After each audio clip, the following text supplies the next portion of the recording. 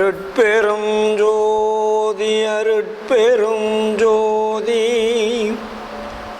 தனிப்பெரும் கருணை அருட்பெரும் ஜோதி அருட்பெரும் ஜோதி அருட்பெரும் ஜோதி தனிப்பெரும் கருணை அருட்பெரும் ஜோதி எல்லாம் செயல்கூடும் என் ஆணை அம்பலத்தே எல்லாம் வல்லான் தனையே ஏத்து நினைந்து நினைந்து உணர்ந்து உணர்ந்து நெகிழ்ந்து நெகிழ்ந்து அன்பே நிறைந்து நிறைந்து ஊற்றெழும் கண்ணீர் அதனால்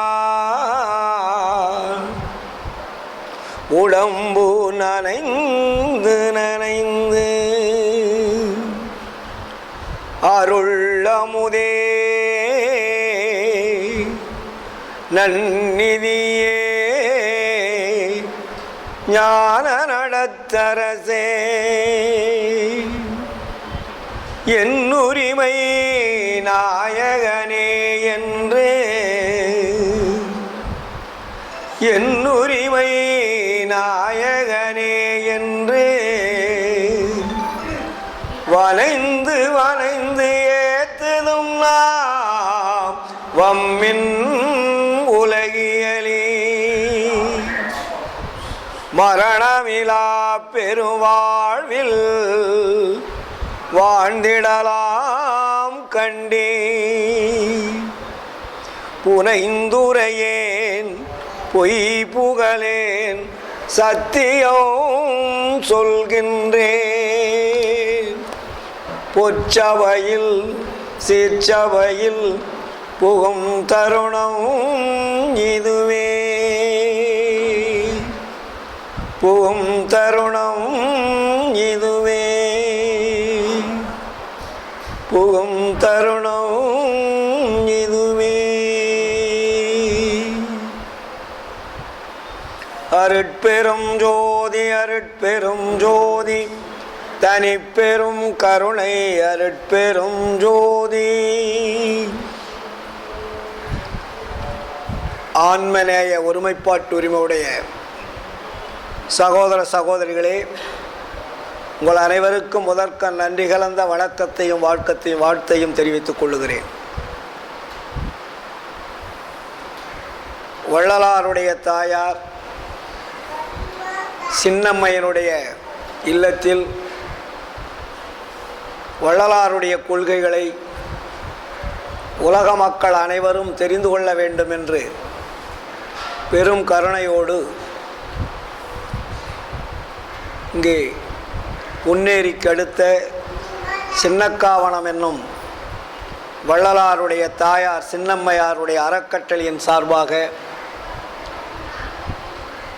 ஒரு அருள்மிகுந்த சபையை கட்டி தருமச்சாலையை அங்கே ஆரம்பித்து வருகின்றவர்களுக்கெல்லாம்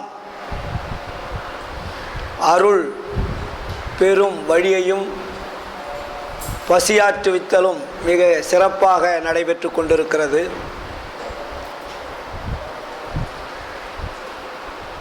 அதை கருத்தில் கொண்டு இங்கே வரக்கூடிய அன்பர்களுக்கு மாதந்தோறும் 4வது ஞாயிற்றுக்கிழமை அன்று சொற்பொழிவு தொடர்ச்சியாக நடைபெற்று கொண்டிருக்கிறது.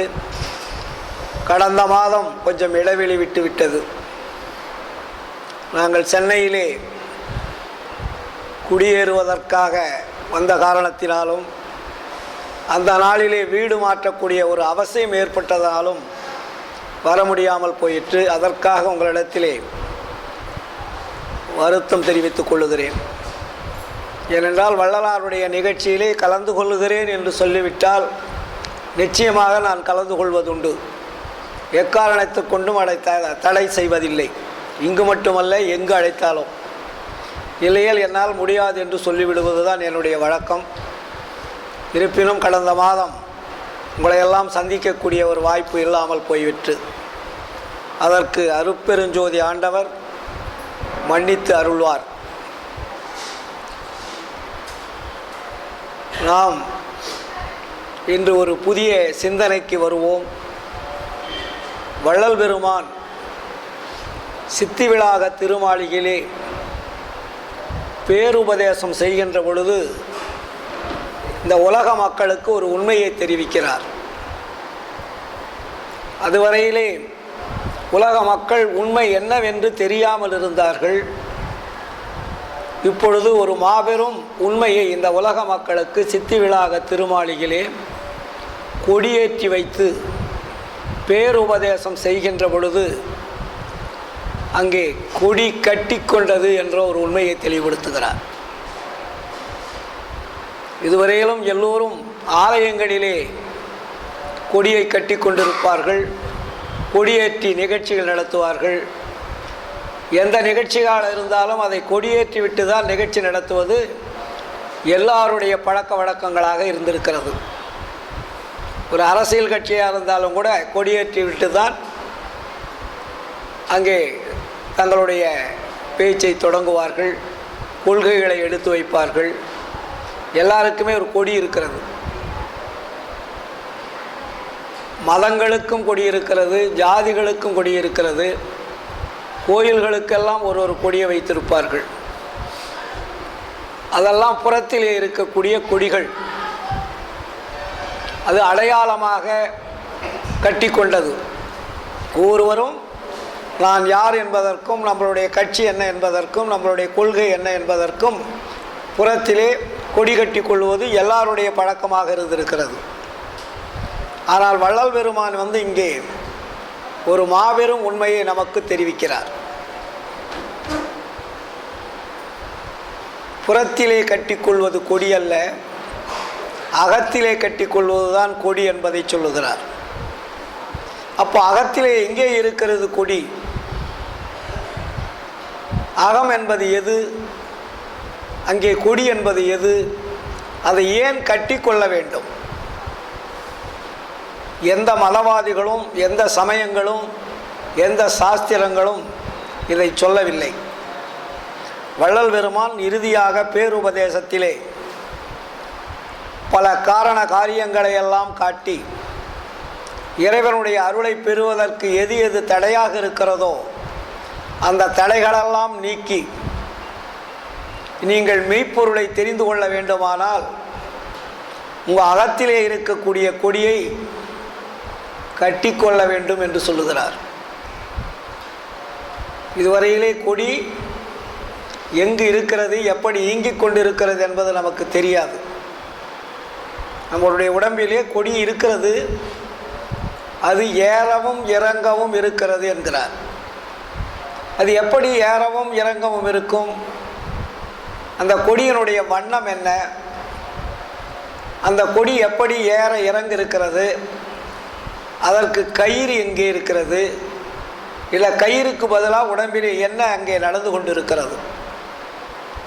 இதையெல்லாம் மிக தெளிவாக வள்ளல் பெருமான் நமக்கு சொல்லுகிறார். அதற்கு சாட்சி நான் தான் என்கிறார். கொடி கட்டி கொண்டதற்கு சாட்சி உலகத்தில் வேறு யாரும் இல்லை, அதற்கு சாட்சி நான் தான். ஏனென்றால் நீங்கள்லாம் மற்றவங்களாம் கட்டியிருக்கிற கொடி மாதிரி நினச்சிக்குவீங்க. அதனால் அந்த கொடி அல்லப்பா நான் கட்டிய கொடி, இது வேற கொடின்றார். அதற்கு சாட்சி நான் தான் என்கிறார். அப்போ அதனுடைய உட்பொருள் என்ன? நாம் தினந்தோறும் அருட்பாவை படித்து கொண்டிருக்கிறோம். சன்மார்க்க கொடி ஒவ்வொரு சபைகளிலும் ஏற்றப்படுகிறது. அந்த சன்மார்க்க கொடியை, அதற்குண்டான கொடியேற்றக்கூடிய பாடல்களையும் நாம் படித்து கொண்டிருக்கிறோம். இங்கே கூட பார்த்தால் வெளியில் மிக அழகாக சன்மார்க்க கொடிக்கு ஒரு அழகான அலங்கார மேடையை அமைத்து அதில் அற்புதமான ஒரு கம்பத்தை வைத்து மிக சிறப்பாக செய்திருக்கிறார்கள். அதிலே கொடி ஏற்றி கொண்டிருக்கிறோம். அந்த கொடியினுடைய வண்ணம் என்ன? மஞ்சள் வெள்ளை. வாங்க பாரு, பிள்ளைங்கள்லாம் வந்துடுச்சு. இவ்வளோதான் கேட்டுட்டு இருந்தோம், எங்கள் குழந்தைங்கள்லாம் காணமே என்ன. அதனால் இதை நம்ம அவசியம் தெரிஞ்சுக்கணும். சன்மார்க்கத்திலே அடிப்படை உண்மையை தெரிந்து கொண்டால்தான் நாம் சன்மார்க்கத்தினுடைய படியிலே ஏற முடியும். இல்லை என்றால் நாம் ஏறுவதற்கு எது எது தடையாக இருக்கிறதோ அது நம்மை தள்ளிக்கொண்டே இருக்கும், மேலே ஏற முடியாது. அருள் பெறுவதற்கு எது எது தடையாக இருக்கிறதோ அதையெல்லாம் நாம் நீக்க வேண்டும். அது நீக்கவில்லை என்றால் தடைகள் நம்மை தாண்ட விடாது, அது தடுத்து கொண்டே இருக்கும். அது பெரிய தடை. நம்மால் நீக்க முடிய தடையை நீக்கிடலாம் வெளியில் இருந்தால். அகத்தில் இருக்கக்கூடிய தடையை எப்படி நீக்குவது? ஏன்னா அகம் என்பதே என்னவென்று தெரியாது, அகப்புறம் எப்படி என்பது தெரியாது, புறம் என்பது தெரியாது, புறப்புறம் என்பது மட்டும் தெரியும் ஓரளவுக்கு, இல்லையா? புறப்புறம் என்பதுதான் நம்மளுடைய கருவி கரணங்கள், கருவிகள்னு பேர் அதுக்கு. கண், மூக்கு, காது, செவி, மெய் என்று சொல்லக்கூடிய புறக்கருவிகள் எல்லாருக்கும் தெரியும். ஆனால் அதற்கு இயங்கக்கூடிய மாபெரும் சக்தி வாய்ந்த உள்ளே இருக்கக்கூடிய கரணங்கள் இருக்கிறது. அது கரணங்களுக்கு என்ன பேர்? மனம், புத்தி, சித்தம், அகங்காரம் என்று சொல்லக்கூடிய பேர். அது நம்ம கண்ணுக்கு தெரியுதான்னா அதுவும் தெரியாது. வள்ளலார் 4 பிரிவுகளை பிரித்தார். இந்த பிரிவுகளிலே புறத்தில் இருப்பது மட்டும் கண்களுக்கு தெரிகிறது. மற்றவையெல்லாம் நம் உடம்பிலே இருக்கக்கூடியது எப்படி செயல்படுகிறது என்பது நம்ம கண்களுக்கு தெரியாது, தெரியாமலே செயல்பட்டு கொண்டிருக்கிறது. ஒருவர் மனதை அதை அடக்க வேண்டும் என்பார், இல்லையா? மனம் என்பது ஒரு பெரிய மாயை என்பார்கள், அதை கட்டுப்படுத்துவது கடினம் என்பார்கள்.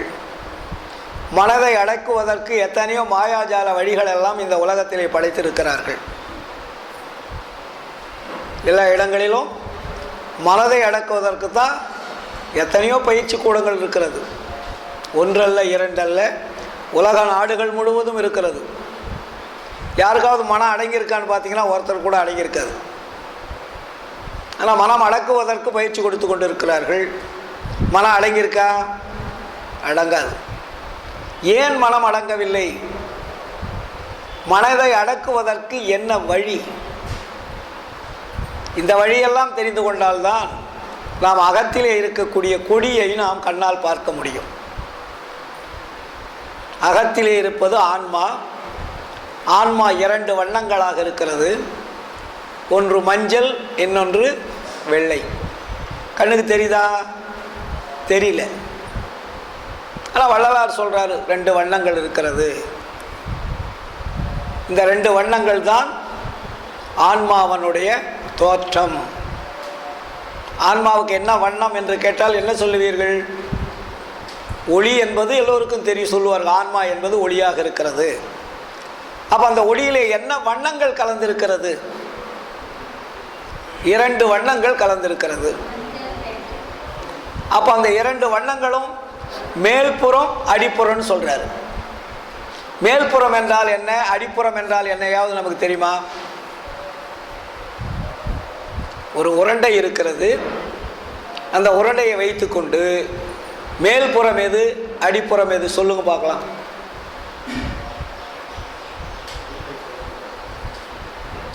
மேல்புறம் அடிப்புறம்.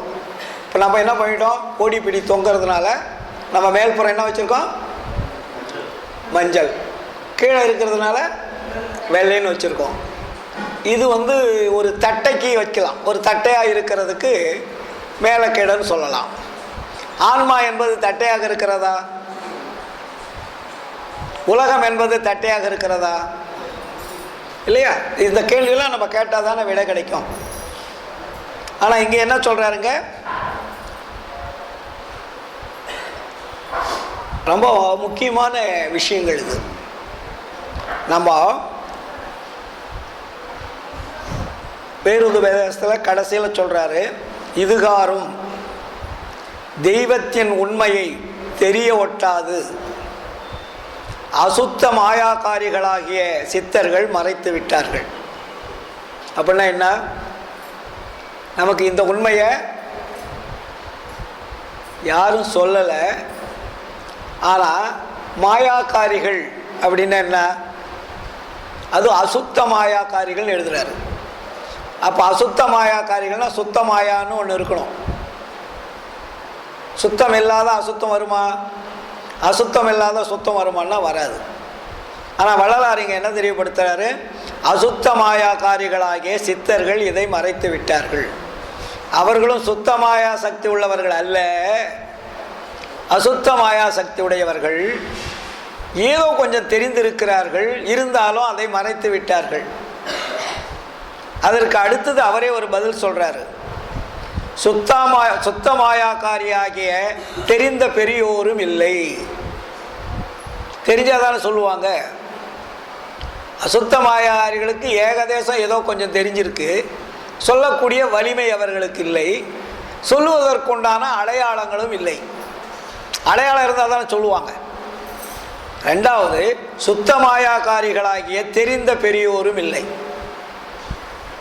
அந்த உண்மையை தெரிந்தவர்கள் பெரியவர்களாக இருக்க வேண்டும். அந்த பெரியவர்களும் யாரும் இல்லை. அவர்களை பெரியவர்கள் சொல்றாரு, அவர் முன்னொருத்தர் சித்தர்கள்னு சொல்றாரு. சித்தர்கள்னா அசுத்த மாயாக்காரிய சித்தன்றாரு. இங்க தெரிஞ்சவங்களுக்கு ஒரு பெரிய மதிப்பு கொடுக்குறாரு வள்ளலாரிங்க. சுத்த மாயாக்காரியாக தெரிந்த பெரியோரும் இல்லை. ஏன் இல்லை? சன்மார்க்கம் இல்லை. சன்மார்க்கம் இருந்திருந்தால் அந்த உண்மையை தெரிவிச்சிருப்பாங்க, அதனுடைய உண்மையை தெரிஞ்சிருப்பாங்க. தெரிஞ்சாதானே அதை சொல்லுவதற்கு தெரியல. சன்மார்க்கமும் இல்லை. சன்மார்க்கம் இருந்தால் அனுபவித்தறியாத அனுபவமும் கேட்டறியாத கேள்வியும் நாம் கேட்டிருப்போம். இப்போ கேட்டோம் இல்லையா? இப்போ அந்த அனுபவம் இருந்திருந்தாதான் நீங்கள் கேட்குற கேள்விக்கெல்லாம் பதில் சொல்ல தெரியாத அளவுக்கு உங்களுடைய அறிவு விளக்கம் ஏற்படும். இன்னொருத்தர் நீங்கள் கேள்வி கேட்டிங்கன்னா பதில் சொல்ல தெரியாது, தெரிஞ்சால் தானே சொல்லுவாங்க. அப்போ சன்மார்க்கத்தில் ஈடுபாடு உள்ளவர்களுக்கு, உண்மையான சன்மாரிகளுக்கு இந்த அறிவு விளக்கம் ஏற்படுகின்ற பொழுதுதான் இறைவரிடத்திலையும் மக்களிடத்திலையும் மற்ற இடத்திலையும் கேட்காத கேள்விகளெல்லாம் கேட்பார்கள். அப்போது அனுபவித்தறியாத அனுபவமும் கேட்டறியாத கேள்வியும் நாம் கேட்டிருப்போம். இதுவரையில் நமக்கு அனுபவத்தை அறியாத, அனுபவிக்கணும்னா அனுபவிச்சாதான் அந்த அறிவு விளங்கும். அனுபவிக்காத ஒரு அறிவு விளங்காது. அப்போ தான் அந்த அனுபவம் கிடைக்கும் போது தான் நீங்கள் கேள்வி கேட்பீங்க, கேள்விக்கு உண்டான பதில் சொல்லுவீங்க. அனுபவம் வராத இருக்கின்ற வரையும் கேள்வி கேட்கவும் தெரியாது, பதில் சொல்லவும் தெரியாது. மேலும் இறந்தவர்கள் மீளவும் எழுந்து வந்திருப்பார்கள். இந்த உண்மை தெரிஞ்சிருந்தா அவங்க மறுபடியும் வந்திருப்பாங்க. அவங்க வராததுக்கு என்ன காரணம்? அனுபவம் இல்லை. ஆதலால் நல்லா கேட்டுக்கணும் அப்படின்றார் நம்மளை. ஆதலால் கேட்டறியாத கேள்விகளை கேட்கும்படி ஆண்டவர் செய்தது இத்தருணமே. இதுவரையில் நீங்கள் கேட்காத கேள்விகள், தெரிந்து கொள்ளாத விடைகள் எல்லாம் தெரிந்து கொள்ளக்கூடிய காலம் இதுதான். ஆதலால் இத்தருணம், இக்காலமே சன்மார்க்க காலம். நிகழ்காலத்தில் சொல்றார். நேத்துன்னு சொல்லலை, நாளைக்குன்னு சொல்ல, இப்பவே. ஆதலால் இத்தருணம் இக்காலமே சன்மார்க்க காலம். இப்போ என்ன காலம்? சன்மார்க்க காலம். ஏன் சன்மார்க்க காலம்? அனுபவித்தவர்கள் மக்களுக்கு உண்மையை சொல்லியதால் இது சன்மார்க்க காலமாக மாறிக்கொண்டிருக்கிறது. இப்போ நம்ம நினச்சிட்டு இருப்போம் காலங்கள் கெட்டு போச்சுன்னு. காலங்கள் கெட்டே போகல. 1874க்கு முன்னாடி வேணா கெட்டு இருந்தது. இப்போ 1874க்கு பிறகு காலம் கெடவில்லை, காலம் வளர்ச்சி அடைந்து கொண்டிருக்கிறது. இப்போ நம்ம நினைப்போம் எத்தனையோ ஆட்சியாளர்கள்லாம் வந்தாங்க, ஓட்டு போட்டோம், ஜெயிக்கிறாங்க, போயிட்டே இருக்கிறாங்க. ஆனால் ஒரு 150 ஆண்டுகளுக்கு முன்னாடி அரசியலில் ஆட்சி செய்தவர்களிடத்தில் நீங்கள் கேள்வி கேட்க முடியுமா? இப்போ கேள்வி கேட்குறீங்க. யாராக இருந்தாலும் பத்திரிகை கேள்வி கேட்கிறது, மனிதர்கள் கேட்கிறார்கள், மக்கள் கேட்கிறார்கள், எதிர் மாநிலம் கேட்கிறது, இந்தியா கேட்கிறது, உலக நாடுகள் கேட்கிறது. எல்லாமே மக்கள் தான். ஆட்சி மக்கள் இல்லை என்றால் ஆட்சி இல்லை. மக்களுக்காகத்தான் ஆட்சியை தவிர ஆட்சிக்காக மக்கள் இல்லை. அதுதான் ஜனநாயகம். ஜனநாயகம் என்பது மக்களை நேர்வழிப்படுத்துவதற்கு உருவாக்கப்பட்ட ஒரு ஆட்சி. அது மக்களுடைய குறைகளை தீர்வு செய்வதற்கும் தீர்த்து வைப்பதற்கும் வழிகாட்டுவதற்கும் வல்லமை உடையதாக இருக்க வேண்டும். அதுக்கு பேர் தான் சன்மார்க்க காலம். காலம் என்றால் என்ன? காலத்தினுடைய நிலைமையை மக்களுக்கு சொல்லி மக்களை நெல்வழிப்படுத்துவதற்கு பேர் தான் காலம். அதுக்கு தான் காலம்தான் பதில் சொல்லுன்னு சொல்கிறோம் இல்லையா? அப்போ இப்போ என்ன காலம்? சன்மார்க்க காலம். சன்மார்க்க காலம்னா என்ன? உண்மையை இந்த உலக மக்களுக்கு தெரிந்து கொள்வதற்காக வகுக்கப்பட்ட, எழுதி வைத்த, அனுபவித்த உண்மைகளை சமுதாயத்திற்கு எடுத்து சொல்லக்கூடிய காலம்தான் சன்மார்க்க காலம். இங்கே மறைபொருள் கிடையாது. அதனால் மனிதர்களாகிய நாம் நமக்கு வேண்டிய வசதிகளையும் வாய்ப்புகளையும் இருந்தும் அது பெற முடியவில்லை என்றால் நீங்கள் எழுந்து எழுந்து எழுத்து எடுத்து கேட்கும் காலம்தான் சன்மார்க்க காலம். அதற்கு முன்னாடி கேட்க முடியாது, பயந்துக்குவாங்க. ஏன்னா ஜாதி சமய மதத்தினுடைய ஆதிக்கம். அந்த ஆதிக்கத்தில் வாழுகின்ற பொழுது நாம் எந்த கேள்வியும் கேட்க முடியாது, எந்த பலனையும் எதிர்பார்க்க முடியாது. இப்பொழுது நாம் பலன் கேட்குறோமில்ல, என்னென்ன வேணும்னு ஒரு ஆட்சியாளரிடம் கேட்கக்கூடிய உரிமை நமக்கு இருக்கிறது. அதற்கு பெயர் தான் ஜனநாயகம். அதுக்கு பெயர் தான் சன்மார்க்க காலம். இதற்கு சாட்சி யார்? எப்போ அப்படிலாம் சொல்கிறீங்களே, இது எப்படி நாங்கள் தெரிஞ்சுக்கிறதுக்கு? இதுக்கு சாட்சி யார் அப்படின்னு ஒரு கேள்வியை போடுறார் வள்ளலார். இதற்கு சாட்சியாக இப்போதுதான் சன்மார்க்க கொடி கட்டி கொண்டது. இந்த உலக மக்கள் உண்மையை தெரிந்து கொள்வதற்காகவும் உண்மையை பின்பற்றி வாழ்வதற்காகவும் நம்முடைய வாழ்க்கை வளம் பெற வேண்டும் என்பதற்காகவும், அந்த வளம் என்ன வளமாக இருக்க வேண்டும்? மரணம் அடையாமல் வாழக்கூடிய வாழ்க்கையாக இருக்க வேண்டும். மரணம் அடையாமல் வாழக்கூடிய வாழ்க்கை எப்பொழுது வருகிறதோ அதுதான் சன்மார்க்க காலம். அதற்காகத்தான் சன்மார்க்க கொடி கட்டி கொண்டது. கொடி எங்கே பறக்குது? கோட்டையில் பறக்குது. ஒரு நாட்டினுடைய ஆட்சி, ஒவ்வொரு நாட்டிற்கும் ஒரு கொடி இருக்கிறது இல்லையா? அமெரிக்காவாக இருந்தாலும் ஜப்பானாக இருந்தாலும் இந்தியாவாக இருந்தாலும் உலக நாடுகளுக்கெல்லாம் ஒரு அடையாள கொடி இருக்கிறது. அதேபோல் தான் சன்மார்க்கிகளுக்கு ஒரு அடையாள கொடி. அக்கொடி இப்போதுதான் கட்டி கொண்டது. இதுக்கு முன்னாடி அந்த கொடி கட்டி கொள்ளவில்லை. அக்கொடி உண்மையில் யாதெனில், அப்போ கொடின்னா அது இருக்குது கட்டிக்கிட்ட, அந்த கொடின்னா என்னப்பா அப்படின்னு ஒரு கேள்வி அவரே போடுறார்.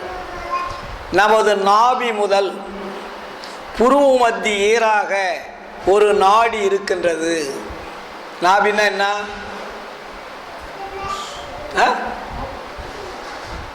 தொப்புள்.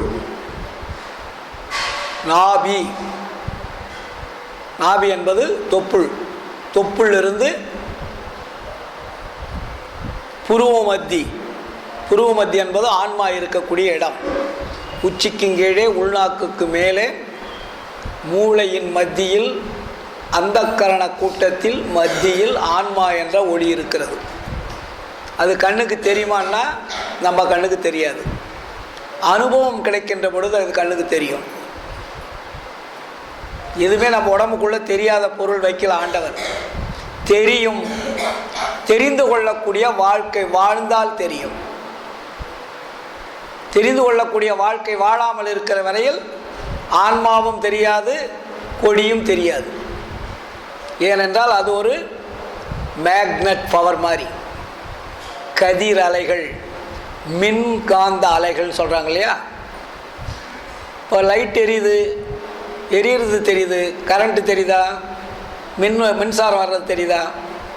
மின்சாரம் வர்றது தெரிஞ்சால் என்ன ஆகும்? அதை தாங்கக்கூடிய சக்தி நமக்கு இருந்தால் அது தெரியும். அதனால தான் அது மறைச்சி தானே வருது எல்லா இடத்துலும். மின்சாரம் எங்கேயாவது வெளியே காட்டுதா பார்த்தீங்களா? அது அதனுடைய வேலையை காட்டும். பல்பை போட்டிங்கன்னா பல்ப் எரியுது, மைக்கை வச்சிங்கன்னா மைக்கில் கேட்குறோம், ஃபேனை வச்சிங்கன்னா ஃபேன் ஓடுது. இன்னும் எத்தனையோ வீட்டு உபயோகப் பொருட்களெல்லாம் மின்சார சாதனங்கள், ஒளியினால் இயக்கக்கூடிய சாதனங்கள் தான் இன்றைக்கி உலகம் முழுவதும் இருக்குது. இன்றைக்கி மின்சாரம் இல்லை என்றால் உலகமே இல்லை, அந்த அளவுக்கு வந்தாச்சு. அதுக்கு முன்னாடி மின்சாரம் கிடையாது, அரிக்கன் லைட் வச்சிட்ருப்போம். நீங்களாம் அரிக்கன் லைட்டில் பார்த்துருக்க மாட்டிங்களா? நாங்கள் படிக்கும்போதெல்லாம் அரிக்கன் லைட்டில் தான் படித்தோம். மின்சாரமே எங்கள் ஊரில் கிடையாது. அரிக்கன் லைட்லன்றது ஒரு சின்ன கண்ணாடி விளக்கு இருக்கும், அதில் மண்ணெண்ணெய், இப்போ மாதிரி நல்லெண்ணெய் தேங்காய் எண்ணெயெல்லாம் ஊற்றுறதுக்கெலாம் கிடையாது. மண்ணெண்ணெய் தான் அதுக்கு பேர். மண்ணினால் தோண்டப்பட்டதுக்கு பேர் மண்ணெண்ணெய். பூமிக்குள்ளேருந்து எடுக்கிறதுக்கு, அதனால் அதுக்கு மண் எண்ணெய்னு பேர். அந்த மண்ணெண்ணெய் ஊற்றி தான் நம்மலாம் விளக்க வச்சு படித்தோம். வீட்டில் சமையல் பண்ணுறது, எங்கேயாவது கொண்டு போகிறதுக்கெல்லாம் அந்த மண்ணெண்ணெய் தான், அந்த விளக்கு தான் பயன்பட்டது. அதுக்கப்புறம் தான் கொஞ்சம் கொஞ்சமாக நாம் டார்ச்சை கண்டுபிடிச்சாங்க, பேட்டரியில் வர்றது. அப்போ அந்த மின்னொளி எதிலெல்லாம் பயன்படுத்தலாம் என்பதை கொஞ்சம் கொஞ்சமாக அறிவனுடைய நுணுக்கத்தினால் கண்டுபிடித்து இன்று எல்லாமே மின்சாரம் தான். மின்சாரம் இல்லை என்றால் உலகம் இல்லை, அந்த அளவுக்கு வந்துருச்சு. அதுபோல் இந்த உடம்பில் எது இயங்கிக் கொண்டிருக்கிறது என்றால் அந்த ஆன்மா என்ற ஒளியினுடைய மின்சாரத்தினால்தான் உடம்பு இயங்கிட்டு இருக்கு. இல்லைன்னா உடம்பு இயங்காது. அது எங்கேருந்து வருதுன்னு நமக்கு தெரியாது. ஆனால் உடம்பு இயங்கிட்டு இருக்கு, நம்ம பேசிகிட்டு இருக்கிறோம், பார்த்துட்ருக்கோம், நடந்துகிட்ருக்கோம், எல்லாமே நடக்குது. உடம்பில் இருக்கக்கூடிய அத்தனை கருவி கரணங்களும் செயல்படுது. அப்போ இது எங்கேருந்து சக்தி இதுக்கு வருது? ஆன்மாவில் இருக்கக்கூடிய ஒளியின் மூலமாகத்தான் வருது. எல்லா உடம்புக்கும் அங்கேருந்து தான் கதிர் அலைகள் பிரித்து அனுப்புது. இது நம்ம செய்ய முடியுமா? யாராவது ஒரு உடம்பை தயார் பண்ணணும்னு சொன்னீங்கன்னா தயார் பண்ண முடியுமா? ஒரு உடம்பை தயார் பண்ணி அதுக்கு ஒரு உயிரை கொடுத்து உருவாக்கி அதை செயல்படுத்த முடியுமா என்றால் முடியாது. எந்த விஞ்ஞானமும் இன்னும் அந்த வளர்ச்சிக்கு வரவில்லை. வளர்த்தோன்னா மின்சாரத்தில் நடக்க வைக்கிறாங்க இல்லையா? அது கூட ஒரு சுவிட்ச் போட்டால் தான் நடக்கும். சுவிட்ச் இல்லைனாக்கா அதுக்கு ஹேண்டில் பண்ணுறதுக்கு ஒரு இடம் இருக்கும், தானாக நடக்காது. அதை ஹேண்டில் பண்ணுறதுக்கு மனிதன் தான் ஹேண்டில் பண்ணணும். ஆனால் நம்ம உடம்புல தன்னைத்தானே இயங்கி கொண்டு இருக்கிறது. இது யாரும் உள்ளே இருந்து இயக்குறாங்கன்னு பார்த்தீங்கன்னா யார் இயக்கிறது? சொல்லுங்க. கடவுள். நம்ம ஆன்மாவை இயக்கி கொண்டிருப்பது எது என்றால் கடவுள் என்ற மெய்ப்பொருள். அதுக்கு பேர் மெய்ப்பொருள்னு பேர்.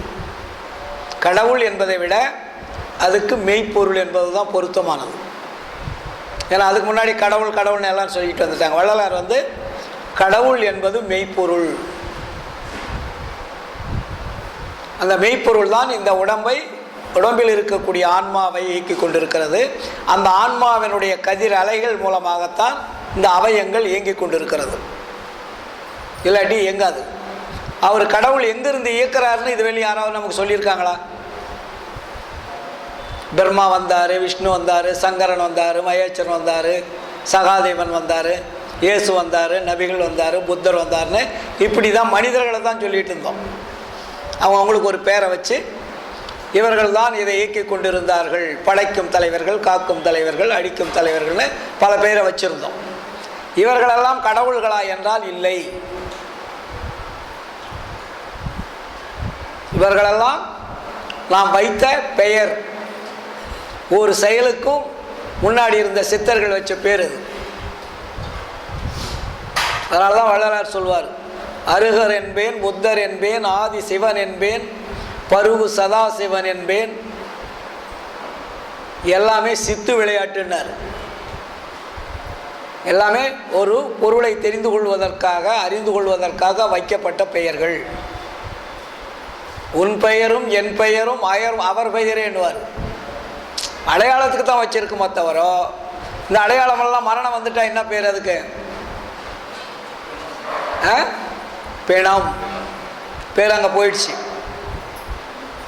ராமசாமி குப்புசாமின்றதெல்லாம் அவுட்டு. அந்த ஒளி போயிட்டா அதுக்கு பேர் பிணம். சீக்கிரம் பிணத்தை எடுங்கன்னுவாங்க. அப்போ அந்த நிலைக்கு நம்ம ஆளாயிடுறோம். இவ்வளவு காலம் வாழ்ந்த இந்த உடம்பை மகன், மகள், பேரன், பேத்திகள், சொத்து எல்லாமே சம்பாதிச்சு வச்சிருக்காரு. ஆனால் அவர் உயிர் போயிட்ட உடனே சீக்கிரம் எடுங்கப்பா. அவரை ஒரு 2 நாளைக்கு கூட நம்ம வீட்டில் இவ்வளவு காலமாக வாழ்ந்த மனிதனாச்சே, சொத்து சம்பாதிச்சவராச்சே, நம்மளுடைய அப்பாவாச்சே, நமக்கு எல்லா வசதியும் செஞ்சு கொடுத்துருக்காரு, இன்னும் ஒரு நாளைக்கு வச்சிருக்கலான்னு யாராவது வச்சிருக்கிறீங்களா? அப்போ என்ன அங்கே முக்கியமான பொருள் இல்லை. எது முக்கியமானதோ அது இல்லை. அதனால் அது ஜடமாயிடுச்சு. ஜடத்தை வச்சுட்டு நீங்கள் எத்தனை நேரம் தான் வச்சு என்ன பண்ண போகிறீங்க? அதனால தான் அதுக்கு பேர் பிணம்னு பேர் வச்சாங்க. பிணம் என்றால் உதவாதது, இயங்காதது, செயல்படாதது, வேஸ்ட்டுன்னு பேர். அதை வேஸ்ட்டை கொண்டு போய் எங்கே போடுறோம்? குழி நோண்டி போடுறோம். வெளியில் இருந்தால் கூட அது காற்றுல கீத்துல எங்கேயா பறந்து போயிடக்கூடாது. குழி நோண்டி புதைக்கிறோம். இல்லாட்டி போய் எலக்ட்ரிக் மின்மயானத்தில் கொண்டு போய் எரிச்சிடறோம், பஸ்பம் பண்ணிடுறோம். நம்ம கூட வாழ்ந்தவர் தானே. நம்ம அப்பா, அம்மா, தாத்தா, பாட்டி நமக்கு முன்னாடி இருந்தவங்களாம் பாருங்கள், நம்ம கண்ணுக்கு முன்னாடி நம்மளே அவங்கள கொண்டு போய் எரிச்சிருக்கிறோம், இல்லாட்டி புதைச்சிருக்கிறோம். யாரையாவது வச்சிருக்கிறோமா? இல்லை. ஏன்? அந்த மெய்ப்பொருள் என்பது அங்கே இல்லாததனால் அதுக்கு மதிப்பில்லை. அதே உயிர் இருக்கிறவர்களையும் அவங்கள நீ கொண்டு போய் புதைக்க முடியுமா? எரிக்க முடியுமா? அப்போ அதனுடைய பவர் என்ன? அதனுடைய ஆற்றல் என்ன? அது யார் கொடுத்தது? யார் கொடுத்து இயங்க வைத்தது? அப்போ அந்த இயக்கத்தினுடைய மெய்ப்பொருள் என்பதை நாம் தெரிந்து கொண்டால்தான் சன்மார்க்கத்தினுடைய அறிவு விருத்தியாகும். அதுவரையில் சன்மார்க்கம் வளர்ச்சி அடைவதற்கு தடையாக இருக்கும். இதைதான் வள்ளலார் இங்கே சொல்லுகிறார். அக்கொடி உண்மையில் யாதெனில் நமது நாபி முதல் புருவ மத்தி ஈராக ஒரு நாடி இருக்கின்றது.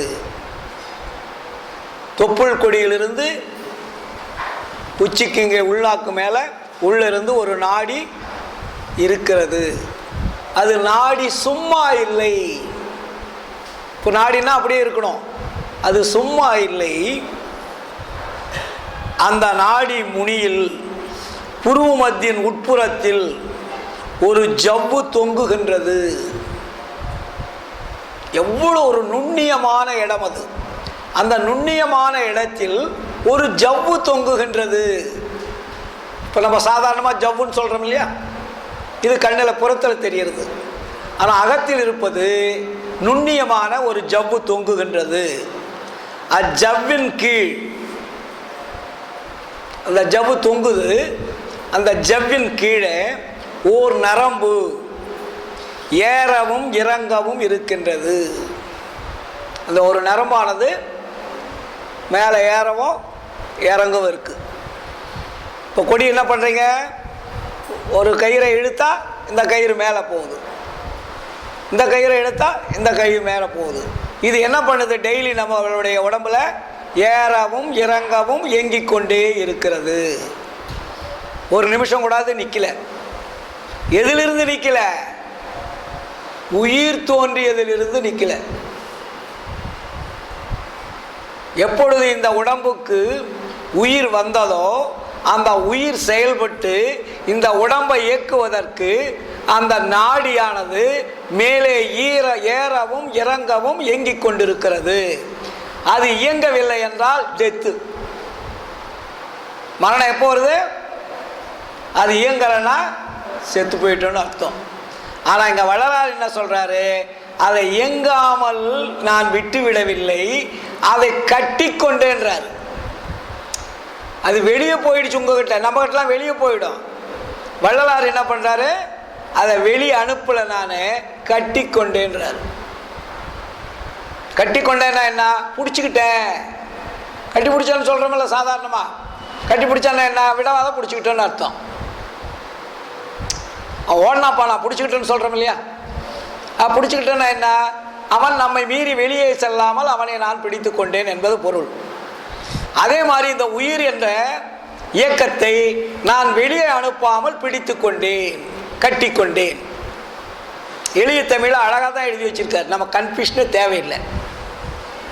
அப்போ என்ன சொல்கிறாரு, அந்த நாடி நுனியில் புருவ மத்தியின் உட்புறத்தில் ஒரு ஜவ்வு தொங்குகின்றது, அதன் அடிப்புறம் வெள்ளை வர்ணம். அடிப்புறம்னா என்ன முதல் கேட்டு சொன்ன இல்லையா, அடிப்புறம் என்பது எது, மேல்புறம் என்பது எது?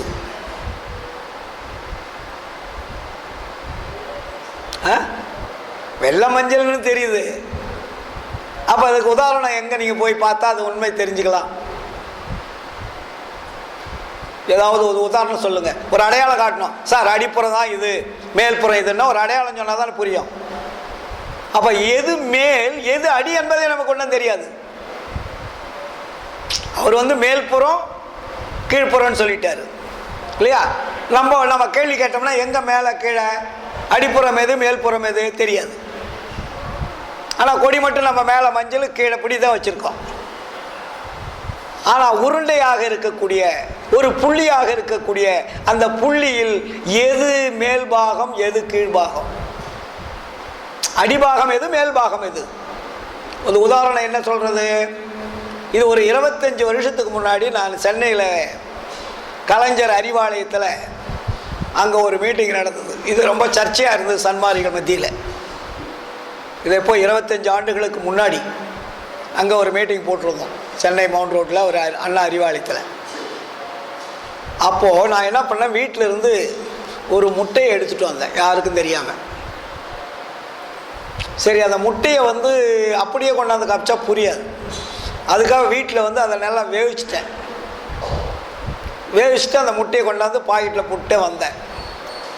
இதில் அடிப்புறம் எது மேல்புறம் எது, வண்ணம் எது என்பதை மிக தெளிவாக தெரிந்து கொள்ளுங்கள் அப்படின்னு சொல்லிட்டு டேபிளில் இப்படி தான் இருக்குது. முட்டையை அப்படியே லேசாக தட்டி அந்த ஓட்டை எடுத்தேன். அந்த ஓட்டுக்குள்ளே பாருங்கள், ஓடு மட்டும் இருக்கா, ஓட்டுக்குள்ளே ஒரு ஜவ்வு இருக்கும். முட்டையிலேயே மெல்லிய தோல் இருக்கும் அந்த கோழி முட்டைக்கு மேலே, அந்த தோலுக்கு மேலே தான் அந்த ஓடு இருக்கும். அப்போது இந்த ஓடு கூட அந்த முட்டையை கெடுக்காமல், அதற்கு அழிவு உண்டாகாமல் அந்த ஜவ்வை தாண்டி தான் வெளியே நிற்கிது அந்த ஓடு.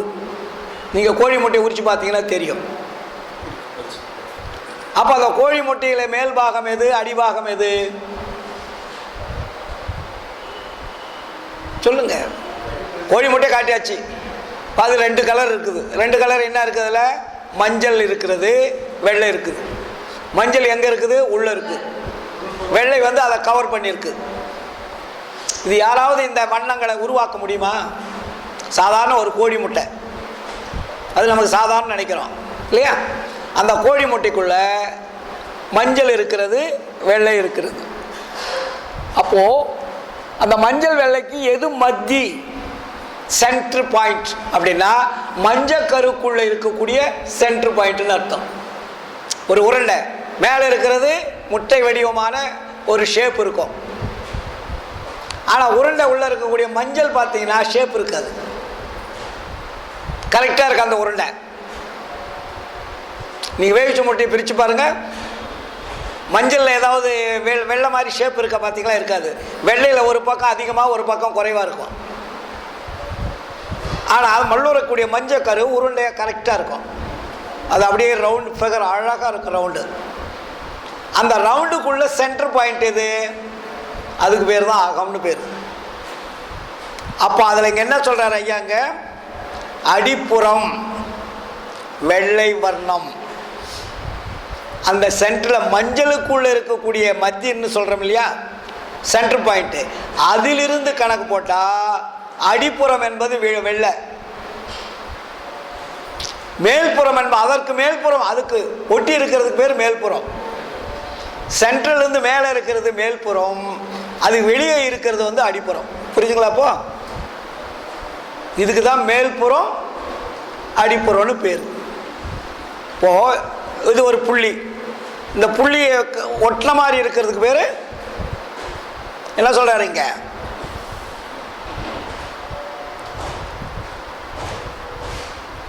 மேற்புறம். ஒட்டினதுக்கு மேலே இருக்கிறதுக்கு, ஒரு புள்ளிக்கு மேலே அதை ஒட்டின மாதிரி இருக்கிறதுக்கு மேல்புறம், அதுக்கு வெளியே இருக்கிறது வேறு அடிப்புறம். இந்த சீக்வன்ஸ் கூட நமக்கு தெரியல. புரியுதுங்களா? இப்போ எது மையமோ அதை சுற்றி இருப்பதற்கு மேல்புறம், அதற்கு அவுட்லைன் அடிப்புறம். நம்ம அடிப்புறம்னா அது கொட்ட மாதிரி இருக்குது அடின்னு நினச்சிக்கிட்டு இது மேல்புறம் நினைப்பீங்க. அப்படியே மாறுது பாருங்க. அதனால தான் வளம் இடம் என்பது சொல்லுவது தப்புன்ட்டார் வள்ளலார். இப்போ சிவன் சக்தி வச்சுருக்காங்கல்ல கோயிலில், சிவன் சக்தி. சிவன் சக்தி எந்த பக்கம் இருக்குது? சிவனுக்கு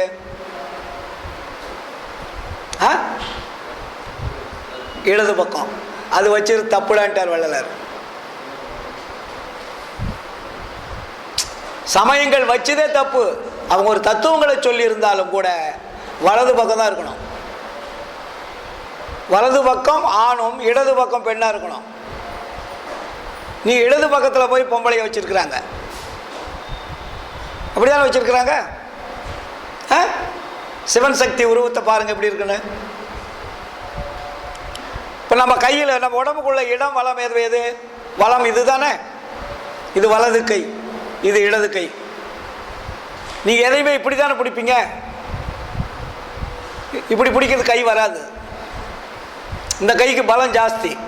ஒருத்தர் அடிக்கிறதா இருந்தால் கூட இதை தான், ஒரு தூக்கிறதா இருந்தாலும் வலம் தான், இடது கை இருக்காது. அதனால ஒரு மனைவியை அணைப்பதற்கு கூட வலப்பக்கம் தான் இருக்கணுமே தவிர இலப்பக்கம் இருக்கக்கூடாது. நீ தத்துவம் தான் அது. சக்தி, சக்தினா எனர்ஜின்னு அர்த்தம், பொம்பளை இல்லை. ஒரு பொருளிலிருந்து வரக்கூடிய ஆற்றலுக்கு பேர் சக்தி. ஆன்மாவிலிருந்து அது வெளியே வருவதற்கு பேர் சக்தி, மின் சக்தி. மின் சக்தி என்னன்னு சொல்றோம்? நீர்லிருந்து எடுத்தா நீர் மின் நிலையம் இல்லையா? காற்றில் எடுத்தா காற்று மின் நிலையம். இப்படி ஒன்னொன்னுக்கும் எதிலிருந்து எடுக்கிறோமோ அந்த சக்தியை, அந்த சக்திக்கு பேர் தான் பொம்பளைன்னு வச்சாங்க. புரியுதா? பொம்பளை என்பது பெண்பாலை குறிப்பது. எதற்காக என்றால் எனர்ஜி. அதனால்தான் சிவன் சத்தனாகவும் சக்தி சக்தியாகவும் சொல்றாங்க இல்லையா? சக்தி சத்தன்.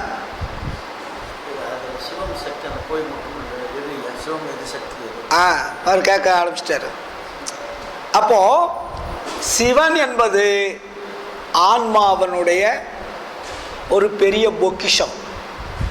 அதிலிருந்து வெளியே வரக்கூடியது பேர் தான் அருள். அருளுக்கு வந்து சக்தியாகவும் ஒளிக்கு வந்து சத்தனாகவும் வச்சாங்க. சிவன் சக்தி. அதனால தான் சிவன் இல்லையே சக்தி இல்லை, சக்தி இல்லையே சிவன் இல்லையே சொன்னாங்க இல்லையா? ஆன்மா இல்லை என்றால் அருள் இல்லை, அருள் இல்லை என்றால் அது ஆன்மாவுக்கு வேலை இல்லை, அது டம்மியாக இருக்கும். அதனால தான் எங்கே இருக்கிறது அருள் என்றால் ஆன்மாவில் இருக்கிறது. நீ வேற எங்கேயும் போய் தேடாதீங்க, வெளியே கிடைக்காது. இறைவன் அருளை எங்கே வைத்திருக்கிறார்? ஆன்மாவில் வைத்திருக்கிறார். அந்த ஆன்மாவிலிருந்து வெளியே வருவதற்கு வேறுதான் சக்தி. அந்த ஆன்மாவுக்கு சிவன் அப்படின்னு பேர் வச்சாங்க. சிவன் சக்தி. அதுக்கு அவங்க பதிலுக்கு அவங்க என்ன பண்ணாங்க? பெருமாளுக்கு பேர் பெருமாள்னு சொல்லிட்டு, பெருமாளுக்கு பொண்டாட்டி பேர் தான் லட்சுமி. ஒருத்தருக்கு ஒரு போட்டி வந்துருச்சு. நீ சிவன் சக்தி என்ற, நான் வந்து விஷ்ணு லட்சுமியா, இப்படி ஒருத்தருக்கு ஒரு பேர் வச்சிருக்கிறாங்க. நமக்கெல்லாம் கூட அது தெரியல. ஏன்னா வள்ளலாருக்கு வந்துட்டு இருப்பாலும் இந்த கேள்வியை நமக்கு தேவையில்லாத போச்சு. அதில் ஆராய்ச்சி பண்ணோம்னா நமக்கு நேரம் கிடையாது, காலங்கள் விரயமாகன்ட்டார். சமய மதங்களில் உங்களுடைய மனதை செலுத்தினால் உங்களுடைய வாழ்க்கை அதிலே விட்டியாக போய்டுன்ட்டார். அதனால் அதில் போய் நீங்கள் ஆராய்ச்சி பண்ணாதீங்க, நான் நேரடியாக சொல்லுகிறேன். அப்போ ஆன்மா என்பது 2 வண்ணமாக இருக்கிறது. அது மஞ்சள் வண்ணமாகவும் வெள்ளை வண்ணமாக இருக்கிறது. அது நம்மளுடைய நாபி முதல் புருவ மத்திய ஈராக ஏறவும் இறங்கவும் இறங்கி கொண்டிருக்கிறது. அதை நான் கட்டிக்கொண்டேன். இக்கொடி நம் அனுபவத்தின் கண் விளங்கும். அப்போ கொடி நமக்கு எப்போ கிடைக்கும்? அருள் வந்தால் தான் கிடைக்கும். அருள் வராது இருக்கின்ற வேலையும் அதை நீங்கள் பார்க்க முடியாது, அது உங்கள் கண்ணுக்கு தெரியாது. இவ்வடையாள குறிப்பாகவே இன்றைய தினம் வெளிமுகத்தில் அடையாள வண்ணமாக கொடி கட்டியது. ஏன்னா உள்ளே இருக்கிறத நம்ம அடையாளமாக வெளியே காட்டுவதற்காக கொடியை கட்டியிருக்கிறேன் அப்படின்றார். இப்போ நம்ம தினமும் கொடி கட்டிகிட்டு இருக்கிறோம். வள்ளலார் வெளியே கொடி கட்டுவதற்காக சொல்லவில்லை, அது அடையாளமாக நீங்கள் தெரிந்து கொள்வதற்காக கொடி கட்டினேன். அது எப்படி நம்ம புரிஞ்சுக்கணும்? அனுபவத்தின் கண் புரியணும். அடையாள வண்ணமாக கொடி கட்டி என்றது இனி எல்லாவர்க்கும் நல்ல அனுபவம் அறிவின் கண் தோன்றும். இங்க என்ன சொல்றாரு? நம்மளுடைய அனுபவம் அறிவின் கண் தோன்றும்னார். அறிவு என்பது எது? இப்போ நமக்கு ஆன்மா, அகம் என்பது ஆன்மா இருக்கிறது, அகப்புறம் என்பது ஜீவன் என்னும் உயிர் இருக்கிறது, புறம் என்னும் கரணங்கள் இருக்கிறது, புறப்புறம் என்னும் இந்திரியங்கள் இருக்கிறது இல்லையா? அப்போது நான் போன மாதத்துக்கு முன்ன கூட சொன்னேன், கரணங்களிலே என்ன இருக்கிறது? அங்கே மனம், புத்தி, சித்தம், அகங்காரம் என்ற 4 கருவிகள் இருக்கிறது. அது கண்ணுக்கு தெரியாது. அப்போ புத்தி என்பது வேறு, அறிவு என்பது வேறுன்னு நான் உங்களுக்கு சொல்லியிருக்கேன். புத்தி இருக்கிற இடம் கரணங்கள், அறிவு இருக்கிற இடம் ஆன்மா. அப்போ நமக்கு எது பெருசு இதில்? புத்தியா அறிவா? அறிவு வேண்டும். அதனால தான் இங்கே வள்ளலார் என்ன சொன்னார்? இனி எல்லாவர்க்கும் நல்ல அனுபவம் அறிவின் கண் தோன்றும். அறிவிலோட பேசணும்னா நம்ம கேள்வி கேட்க மாட்டோம். பையா கேட்குறாரு இல்லையா நிறையா. அப்போ என்ன அங்கே விளக்கம் இல்லை என்றால் அறிவு விளக்கம் இல்லை. மனம் செயல்பட்டு கொண்டிருக்கிறது, புத்தி செயல்பட்டு கொண்டிருக்கிறது. புத்தியும் மனமும் புறத்தை தேடும்.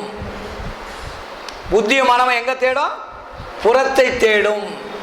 அறிவு என்பது விளங்கிவிட்டால் மட்டுமே புறத்தில் இருப்பது பொய் என்று அறிவுக்கு அப்பதான் தெரியும். அதுவரையில் புறத்தில் இருக்கிறது பூரா நம்ம ஏதோ வாழ்க்கை நடைமுறைக்கு தேவை தேவை தேவைன்னு நினச்சிக்கிட்டே இருப்போம். எது எது தேவை என்று நினைக்கின்றீர்களோ அது அத்தனையும் தேவையில்லை என்று எப்பொழுது நினைவு வருகிறதோ அப்போ உங்களுக்கு அறிவு வேலை செய்யுதுன்னு அர்த்தம். புரியுதுங்களா? இப்போ நம்ம எல்லாமே தேவைன்னு நினைக்கிறோம். வீடு தேவை, மனைவி தேவை, மக்கள் தேவை, பணம் தேவை, காடு தேவை, தோட்டம் தேவை, ட்ரெஸ் தேவை, எல்லாமே தேவைன்னு நினைக்கிறோம். ஆனால் எல்லா தேவையும் நீங்கள் எடுத்துகிட்டு போகிறதா தான் தேவை தான், தப்பு இல்லை. ஏதாவது ஒன்று உங்களால் எடுத்துகிட்டு போக முடியுமா? நீங்கள் தேவை என்று சம்பாதித்தது எதுவாக இருந்தாலும் ஒரு சிறு துளியாவது உங்களால் எடுத்து செல்ல முடியும் என்பது தான் தேவையானது. எடுத்து செல்ல முடியாமல் இருப்பது எதுவாக இருந்தாலும் அது தேவையற்றது. நல்லா புரிஞ்சுங்க. நமக்கு தேவைன்னு நினைக்கிறது பூரா எது தேவை என்பது அதை விட்டு விட்டு எது தேவையில்லாததோ அதை தான் நம்ம இப்போ சம்பாதிச்சுட்டு இருக்கிறோம். தேவை உள்ளது இருக்கு, தேவை உள்ளதை நாம் தொடர்பு வைப்பதில்லை. அந்த தேவை கிடைச்சிட்டா தான் நீங்கள் எங்கு வேண்டுமானாலும் செல்லலாம், எங்கும் பறக்கலாம், நினைத்தது நடக்கும், கேட்பது கிடைக்கும், எல்லாமே நடக்கும். அது எது? அதுக்கு பேர் தான் அருள். இதுக்கு பேர் பொருள். நீங்கள் பொருளை தேடுகின்ற வரையில் அருள் சத்தியமாக கிடைக்காது. அருள் கிடைத்தால் பொருள் அதற்கு அடைக்கலமாகிவிடும். அருளுக்குள்ள பொருள் அடக்கம், பொருளுக்குள்ள அருள் அடக்கமா என்றால் இல்லை. நீங்க அருள் வந்துருச்சுன்னா பொருள் உங்களுக்கு கால் துஸ். நீங்கள் இவ்வளோ கஷ்டப்பட வேண்டிய அவசியம் இல்லை. ஐயோ பத்தலையே பத்தலையே, எவ்வளோ வந்தாலும் பத்தலையே, பையனை படிக்க வைக்க முடியல, வீட்டுக்கு செலவு பண்ண முடியல, வருமானம் போதலை, அவங்களுக்கு கொடுக்கணும் இவங்களுக்கு கொடுக்கணும், மொய் வைக்கணும், சொந்த பந்தத்துக்கு சீர் செய்யணும், அதை செய்யணும், எத்தனையோ நமக்கு ஒரு சடங்கு முறைகள் சம்பிரதாய முறைகளை நாம் வைத்திருக்கிறோம். அதற்கு கூட நமக்கு உண்டான பொருள் நமக்கு பற்றாத வாழ்க்கை தான் வாழ்ந்து கொண்டு இருக்கிறோம் இல்லையா? ஆனால் அருள் என்பது நம்மகிட்ட இருக்குது. அதை நீங்கள் கண்டுபிடித்து அதை எடுத்து கொண்டீர்களானால் உங்களுக்கு பற்றாதது என்றுமே கிடையாது. அதை தான் வள்ளலார் சொல்றாரு, இல்லாமல் எனக்கு இல்லை எல்லோருக்கும் தருவேன், என்னுடைய பெரும் செல்வம் என் புகழ்வேன். என்கிட்ட இல்லை என்பதே கிடையாது. இந்த உலகமே வந்து கேட்டாலும் நான் கொடுத்து கொண்டே இருப்பேன், அது குறையாமல் இருக்கும். அதுக்கு பேர் தான் அருள். இந்த அருளை பெறுவதற்காகத்தான் சன்மார்க்கமே தோற்றுவிக்கப்பட்டது. சுத்த சன்மார்க்கம் என்ற ஒரு இயக்கத்தை இந்த மனித சமுதாயத்திற்கு இறை வள்ளலார் படைத்திருக்கிறார் என்றால் மரணத்தை வென்று அருளை பெறுவதற்காகத்தான். அப்ப அந்த கொடி என்பது ஏறவும் இறங்கவும் இருந்து கொண்டிருக்கிறது. உடம்பு இயங்குவதற்கு, உறுப்புகள் இயங்குவதற்கு, இறைவன் அந்த ஆன்மாவிலிருந்து ஒளியை இந்த உலகம் உடம்பு முழுவதும் அனுப்புவதற்காக அது ஏறவும் இறங்கவும் இருக்கிறது. இப்போ நீங்கள் தினமும் மூச்சு விடுறது எப்படி போகுது? ஏறுது இறங்குது. சுவாசிக்கிறீங்களே, என்ன பண்ணுது? அது உள்ள ஏறுதா, மறுபடியும் வெளியே இறங்குதா? அது ஏறவும் இறங்கவும் இயங்கிக் கொண்டிருக்கிறது. அதுக்கு பேர் தான் ஜவ்வு. அந்த ஜவ்வின் வழியாக நீங்கள் சுவாசிக்கும் மூச்சியானது ஆன்மாவை சுற்றி கொண்டு அது கீழே தொப்புள் நாடி வரையில் ஏறவும் இறங்கவும் இயங்கிக் கொண்டிருக்கிறது. அந்த தொப்புள் நாடியில் இருந்துதான் இந்த ஜவ்வின் வழியாக வரக்கூடிய பிராணவாயு உடல் முழுவதுக்கும் செலுத்தப்படுகிறது. இதை வள்ளலார் என்ன பண்ணாரு? அருள் பெற்ற பிறகு இந்த இயக்கம் நமக்கு தேவையில்லைன்னு நிறுத்துறாரு. அருள் வராதிருக்கின்ற வரையில் சுவாசம் தேவை. அருள் பெற்றுவிட்டால் சுவாசத்துக்கு அங்கே வேலை இல்லை. அதனால என்ன பண்ணிட்டார? கட்டிட்டாராம். கட்டிட்ட பிறகுதான் தெரிகிறது அதில் மஞ்சளும் வெள்ளையும் வண்ணமாக அந்த ஆன்மா இருக்கிறது என்று. மேலே ஏற்றிட்டாரு. ஏழை இறங்கும் போது அந்த கொடி தெரியல. கொடி கட்டின ஒரு பாடு தான் கொடி தெரியுது. நீ கொடி கொட்டாத இருக்கும்போது அந்த கம்பத்தில் கொடி தெரியுமா? கட்டிட்டு ஒரு பாடு தான் தெரியுது. அப்போ அந்த ஏறவும் இறங்கவும் இருக்கின்ற பொழுது வண்ணங்கள் தெரியவில்லை, அதனுடைய வடிவங்கள் தெரியவில்லை, அதனுடைய உருவம் என்ன என்பது தெரியவில்லை. ஆனால் இப்பொழுது அனுபவத்தின் கண் நான் கொடி கட்டி கொண்டேன். கட்டிவிட்ட பிறகு தெரியுது என் ஆன்மாவில் இருக்கக்கூடிய அந்த அருள் மஞ்சள் வெண்மையாக இருக்கிறது. இந்த மஞ்சளும் வெண்மையும் என்ன பண்றாரு? ஒரே வண்ணமாக மாத்துறாரு கடைசியில். அதுக்கு பேர் தான் பொன் வண்ணன்னு பேர். தங்கம் மாற்று குறையாத பசும்பொன் அப்படின்னு. வெள்ளையும் மஞ்சளும் இருக்குது. கடைசியில் என்ன பண்றாரு? வெள்ளையும் மஞ்சளையும் ஒரே கரலா மாத்துறாரு. அருள் வந்துவிட்ட பிறகு அது பொன் வண்ணமாக இருக்கிறது. அது நாம் செய்ய, நாம் எப்படி பொண்ணை வந்து மற்றதெல்லாம் நீங்க எங்க வேணாலும் வச்சிருப்பீங்க, தங்கத்தை எங்க கொண்டு வைப்பீங்க? ரொம்ப பாதுகாப்பாக வைப்பீங்க. அதுக்கு ஒரு பாக்ஸ் போட்டு யாருக்கும் தெரியாம, பணத்தை கூட கொஞ்சம் வெளியே அசால்ட்டாக வைப்பீங்க. தங்கம் இருந்தால் பாதுகாப்பாக பீரோவில் ஒரு யாருக்கும் தெரியாத இடத்துல வைப்பீங்க இல்லையா? ஒரு சாதாரண வாழ்க்கையிலேயே. இது கேரட் உள்ளது, அதாவது மாற்றுள்ளது. 12 கேரட்டு 18 கேரட்டு 24 கேரட்டுன்னு சொல்கிறோம் இல்லையா? அது கலப்படம். அப்போ இது ஆன்மாவினருடைய அந்த வண்ணம் எப்படி? மாற்று குறையாத பசும்பொன். அது மாற்று கிடையாது, கலவை இல்லை, எதுவும் கலக்காதது. அந்த பஞ்சபூதங்கள் என்பது அங்கு இல்லை என்பது பொருள். அதுக்கு பேரு அருள். அந்த அருளுடைய வண்ணம் இரண்டு வண்ணமாக இருந்தது. அது உயிராக இருந்தது, ஆன்மாவாக இருந்தது. இரண்டு வண்ணம் என்ன?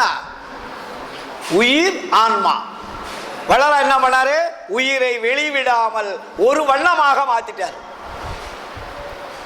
உயிர் வெளியே போயிட்டா மறுபடியும் பிறப்புண்டு. உயிரை வெளியே அனுப்பல. அந்த வண்ணத்தை பிறப்பு எடுக்காமல் நான் நிறுத்தி விட்டேன். மறுபடியும் அதுக்கு பிறப்பு கிடையாது. உயிர் போயிடுச்சுன்னா பிறப்பு உண்டு. ஆனால் ஆன்மாவினுடைய தன்மைக்கு அந்த உயிரை ஒளி வடிவமாக மாற்றினார் வள்ளலார், பொன் வண்ணமாக மாற்றினார். அதனாலதான் அதுக்கு மாற்று குறையாத பசும்பொன்னு பேரை வச்சார். அதுக்கு பேர் தான் சுத்த பிரணவ ஞானம். அதுக்கு பேரு சுத்த பிரணவ ஞானம். அந்த ஞானம் என்பது உடல் முழுவதும் பரவியதால் அதற்கு ஞான தேகம்னு பேர். ஒரே இடத்தில் இருக்கின்ற பொழுது அதுக்கு பேர் ஞானம். அந்த ஞானம் உடல் முழுவதும் பரவுகின்ற பொழுது அதற்கு பேரு சுத்த பிரணவ ஞான தேகம்னு பேர் வச்சார். அதுக்கு பேரு முழுமையான ஒளி பெற்ற தேகம். அதுக்கு பேரு அருள் தேகம். அதுக்கு பேர் என்ன தேகம்? அருள் தேகம்னு பேரு. இப்ப நம்ம தேகமெல்லாம் பொருள் தேகம். பொருள் தேகம் என்பது பஞ்சபூதங்களால் கொடுக்கப்பட்டது.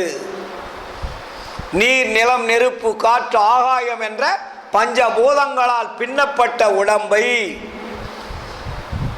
அதை பிரித்து உயிரை வெளியே அனுப்பாமல் அது ஒளி தேகமாக இந்த உடம்பை மாற்றிட்டால் இந்த உடம்பு யாரும் பரிசிக்க முடியாது. இப்ப தொட்டா அவர் யாரு தெரியுது, தடுக்குது. ஒளி தேகமா மாற்றிட்டா என் கையை இவர்கிட்ட போயிடுச்சுன்னா அவர் உள்ள பூந்து வெளியே வரும். இது தடை இருக்காது. ஒளியை தடை செய்வதற்கு யாராலையும் முடியாது. அதனாலதான் அதுக்கு தடையற்ற தேகம், மற்றவர்களால் தொட முடியாத தேகம், பஞ்சபூதங்களே அசைக்க முடியாத தேகம். அதனாலதான் ஒரு பட்டியலே போட்டார் வள்ளலார். அந்த தேகம் எப்படி? காற்றாலே, புவியாலே, ககன மதனாலே, கனலாலே, புனலாலே, கதிராதியாலே, கூற்றாலே, கொலை கருவியாலே, பிறர் இயற்றும் கொடும் செயல்களாலே, வேற்றாலே எஞ்சான்றும் அழியாதே விளங்கும் மெய்யளிக்க வேண்டும் என்றேன். மெய்யினா என்ன? உடம்பு. மெய்யளிக்க வேண்டும் என்றேன் விரைந்தளித்தான் எனக்கே. சொல்லிட்டு அப்புறம் என்ன சொல்றார் கடைசி வரியில? ஏற்றாலே இடிவெனி நினையாதீர் உலகீர். நான் சொல்லுவதை நீங்கள் சாதாரணமாக நினைத்து விடாதீர்கள். என் தந்தை அருட்பெருஞ்சோதி இறைவனை சேர்வீரே.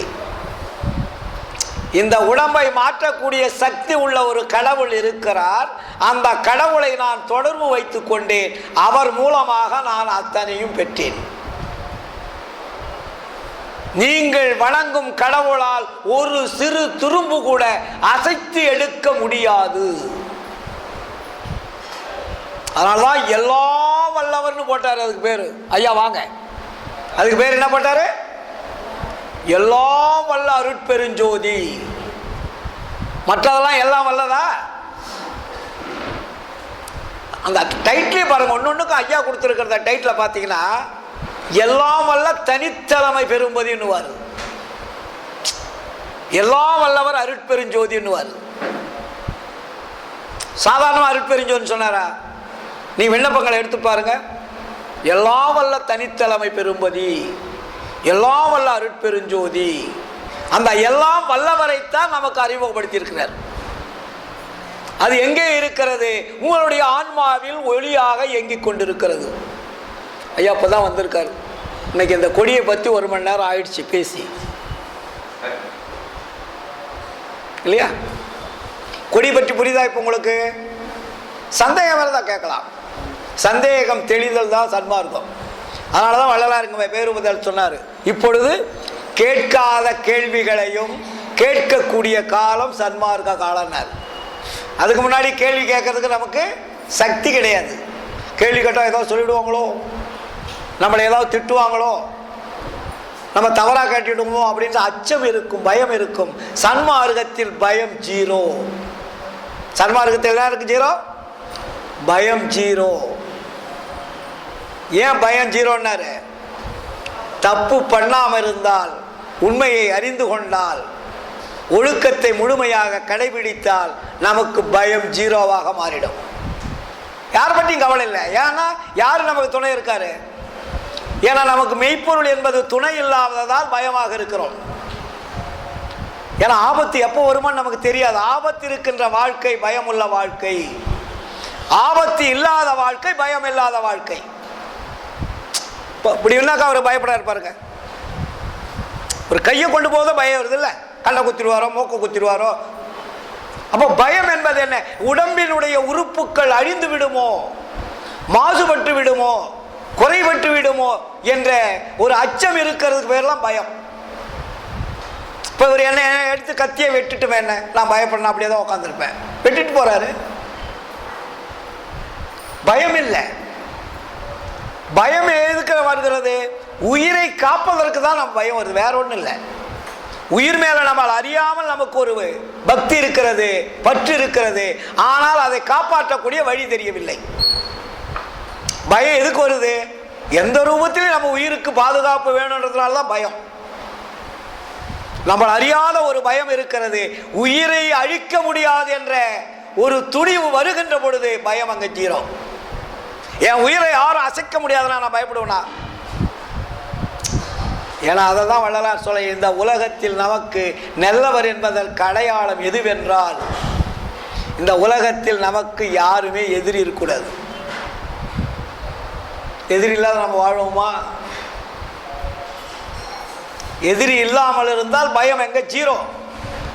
நாம குடும்பத்தில் எத்தனை எதிரி இருக்கிறோம்? அப்பாக்கப்புறம் வெளியில போங்க, பொண்டாட்டி எதிரின்றோம், இல்லாட்டி புருஷனை எதிரின்றோம், பையன் எதிரின்றோம், பொண்ணு எதிரின்றோம், மருமகன் எதிரின்றோம்.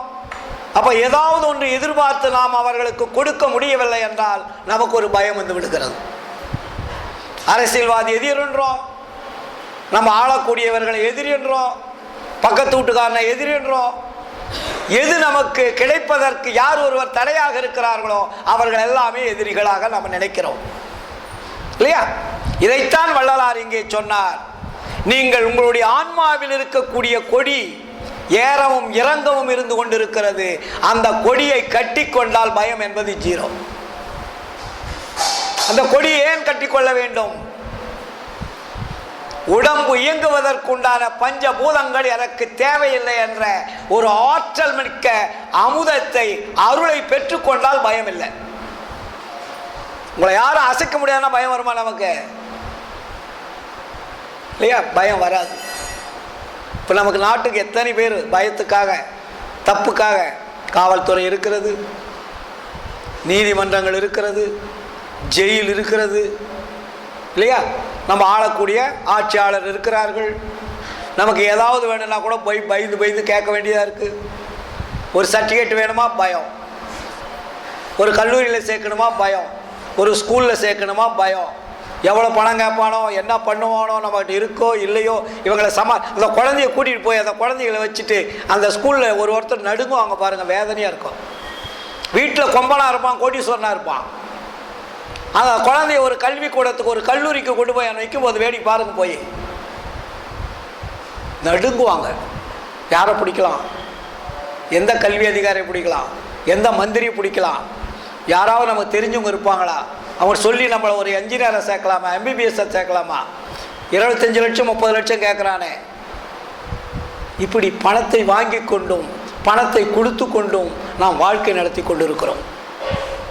இது எவ்வளோ பெரிய ஒரு கேவலமான வாழ்க்கை இல்லையா? இதைத்தான் வள்ளலார் தெளிவுபடுத்துகிறார். உனக்கு பயம் ஜீரோவாக வேண்டும் என்றால் நீங்கள் உங்களுடைய ஆன்மாவில் இருக்கக்கூடிய அருளை பெறுவதற்குண்டான வழியை தெரிந்து கொள்ளுங்கள். அந்த வழிதான் இப்பொழுது நான் தெரிந்து கொண்டேன், உங்களுக்கு காட்டுகிறேன். தெளிவுபடுத்துகிறார். உண்மை சொல்ல வந்தனனே என்று உண்மை சொல்ல பூந்தாலும் தெரிந்து கொள்வார் இல்லை. கடைசியில் என்ன சொல்றாரு? நான் உண்மை சொல்ல வந்திருக்கேன், உண்மை சொல்ல வந்தாலும் கூட உண்மையை தெரிந்து கொள்வதற்குண்டான ஒரு சக்தி, ஒரு அறிவு நம்மகிட்ட இல்லை. அப்ப அந்த அறிவு எங்கே இருக்கிறது? ஆன்மாவில் இருக்கிறது. ஆன்மாவில் இருக்கக்கூடிய அறிவை தெளிவுபடுத்துவதற்குண்டான ஒரே ஒரு கருவி எது? அதுக்கு பேர் தான்டா ஒழுக்கம்னார். அறிவை, ஆன்மாவில் இருக்கக்கூடிய அறிவையும் அது உள்ளே இருக்கக்கூடிய அருளையும் பெறுவதற்கு எது தடையாக இருக்கிறது என்றால் ஒழுக்கம் தடையாக இருக்கிறது. ஒழுக்கம் இன்மை தடையாக இருக்கிறது. ஏன் அந்த ஒழுக்கம் தடையாக இருக்கிறது? நாம் இதுவரையில் பழகிய ஒழுக்கங்கள் எல்லாம் சமய மதங்களில் வந்த ஒழுக்கங்கள். நீங்கள் டைரக்டா ஒழுக்கத்தை யாருமே கடைபிடிக்கிறது கிடையாது, கடைபிடிக்கவும் தெரியாது. இன்னொருவர் சொல்லியதைத்தான் நாம் செய்து கொண்டிருக்கிறோம். சொல்லாத இது வெளியே நம்ம யாராவது செஞ்சிருக்கிறோமா? இல்லை யாராவது எழுதி வைக்காத நம்ம படிச்சிருக்கிறோமா?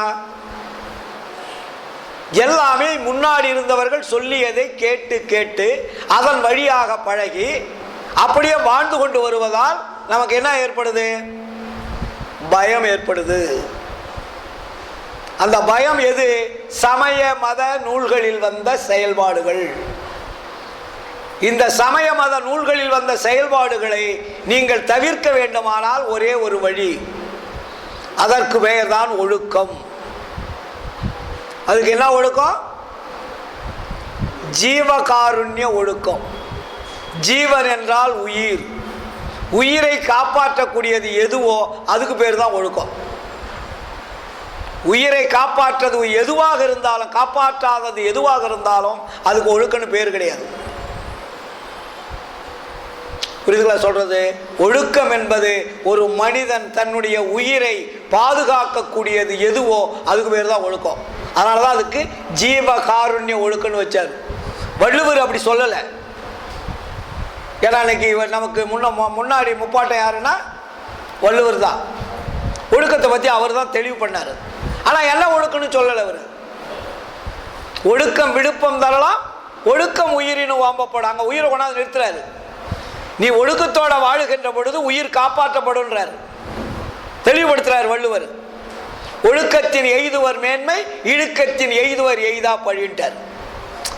நீ ஒழுக்கமுடன் வாழ்ந்தால் நீ உன்னுடைய உயிரை காப்பாற்றப்படும் வள்ளுவர் சொல்லிட்டார். என்ன ஒழுக்கம்னு அவர் சொல்லலை. ஆனா வள்ளலார் என்ன சொன்னாரு?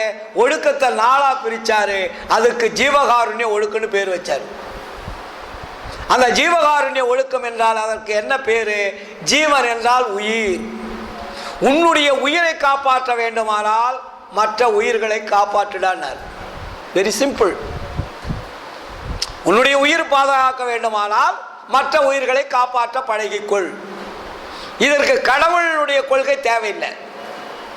கடவுளால் படைக்கப்பட்ட உயிர்களுக்கு உபகாரம் செய்யினார். நீ சாமி கும்பிட வேண்டிய அவசியம் இல்லை, அபிஷேக ஆராதனை பண்ண வேண்டிய அவசியம் இல்லை, காவடி தூக்க வேண்டிய அவசியம் இல்லை, வேட்டிகளை மாற்றி கட்டுவதனால் அவசியம் இல்லை. நீ மற்ற உயிர்களுக்கு உபகாரம் செய்வதை பழக்கமாக கொள். அதுக்கு பேர் தான் ஜீவ காருண்ய ஒழுக்கம். அதுதான் மோட்ச வீட்டின் திறவுகோலை கொடுக்கும். மோட்ச வீட்டு திறவுகோல் சாத்தப்பட்டு இருக்கிறது கதவு. அதை திறப்பதற்கு சாவி தேவை. அங்கே என்ன இருக்கிறது? உள்ளே அருள் இருக்கிறது. அந்த அருளை திறந்து எடுப்பதற்கு எது தேவை? சாவி தேவை. அந்த சாவி எங்கே போய் தேடுவாய்? கிடைக்காது. உன்னுடைய வாழ்க்கையில் வழிபாடு என்பது ஒன்று இருக்கிறது. அந்த வழிபாடை முழுமையாக செய். அது என்ன வழிபாடு? ஜீவகாருண்யமே கடவுள் வழிபாடு, உயிர் இரக்கமே கடவுள் வழிபாடு. பிரிச்சு அடிச்சு நொறுக்கிட்டார் வள்ளலாருங்க. வேற வழிபாடு அல்ல. ஜீவகாருண்யமே வழிபாடு, உயிர் இரக்கமே வழிபாடு. அதுதான் சாவி கொடுக்கும் கருவி, சாவியை பெறும் கருவி. அதுதான் மோட்ச வீட்டை திறப்பதற்கு கிடைக்கக்கூடிய சாவி. அந்த சாவி கிடைத்தால்தான் ஆன்மாவில் இருக்கக்கூடிய கொடியை கட்டி கொள்ள முடியும். ஏன் வள்ளலார் கொடி கட்டினாரு? ஏறவும் இறங்கவும் இருந்து கொண்டிருந்த அந்த கொடியை நான் இப்பொழுது கட்டிக்கொண்டேன். கட்டி கொண்டு விட்ட பிறகு தெரிகிறது அது வெள்ளை மஞ்சள். தெளிவுபடுத்துறாருல, அந்த வெள்ளை வண்ணமும் மஞ்சள் வண்ணமும் தான் இரு வண்ணங்களாக உயிர்களாக ஆன்மாக்களாக இருக்கிறது. இந்த இரண்டு வண்ணத்தை ஒரு வண்ணமாக மாற்றினேன். அதற்கு தான் சுத்த மாற்று குறையாத பசும்பொன்னுன்னாரு. பொன்மேனி, நம்முடைய மேனி பொன்மேனியாக மாற வேண்டும். இது அதுஸ்த பூதகாரிய தேகம். நம்முடைய தேகம் அசுத்த பூதகாரிய தேவம். சுத்த பூதகாரிய தேகமாக இருந்தால் கூட பரவாயில்ல. துர்நாற்றம் உடையது. ஒரு நாளைக்கு குளிக்கலாம் என்ன ஆகும்? பக்கத்தில் யாரும் உட்கார முடியாது. அதனால்தான் அசுத்த பூதகாரிய தேகம். இந்த அசுத்த பூதகாரிய தேகத்தை சுத்த பூதகாரிய தேகமாக மாற்றுங்கன்னார். எப்படி மாற்றுவீங்க? என்ன சட்டையா மாற்றிக்கிறதுக்கு? கடவுள் மாயை கொடுத்த பாடி. இது யார் கொடுத்தது? கடவுள் கொடுத்ததல்ல. அதனால தான் இதுக்கு அசுத்த பூதகாரிய தேகம்னு பேர். கடவுள் கொடுத்தது அது அசுத்த பூதகாரிய தேகம்னு பேர் வைக்க மாட்டார். எவ்வளவு பெரிய சூட்சுமத்தை வள்ளலார் ஒவ்வொரு வரிகளிலும் வைத்திருக்கிறார். இது கடவுள் கொடுத்த தேகம் அல்ல. கடவுள் கொடுத்த தேகமாக இருந்தால் அதற்கு அசுத்த போதகாரிய தேகம் என்ற பெயர் இருக்காது. கடவுளுடைய தேகம் என்ன தேகம்?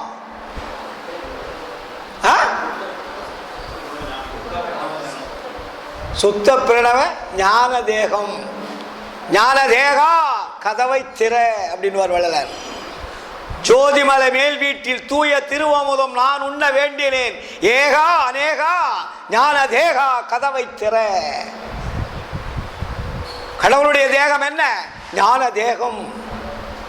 கையில் பிடிபடாதது, கண்களுக்கு தெரியாதது, மாசுபடாதது, மாற்றமில்லாதது, குறைவில்லாதது, யாராலும் அழிக்க முடியாதது, எடுக்க முடியாதது, தொடுக்க முடியாதது.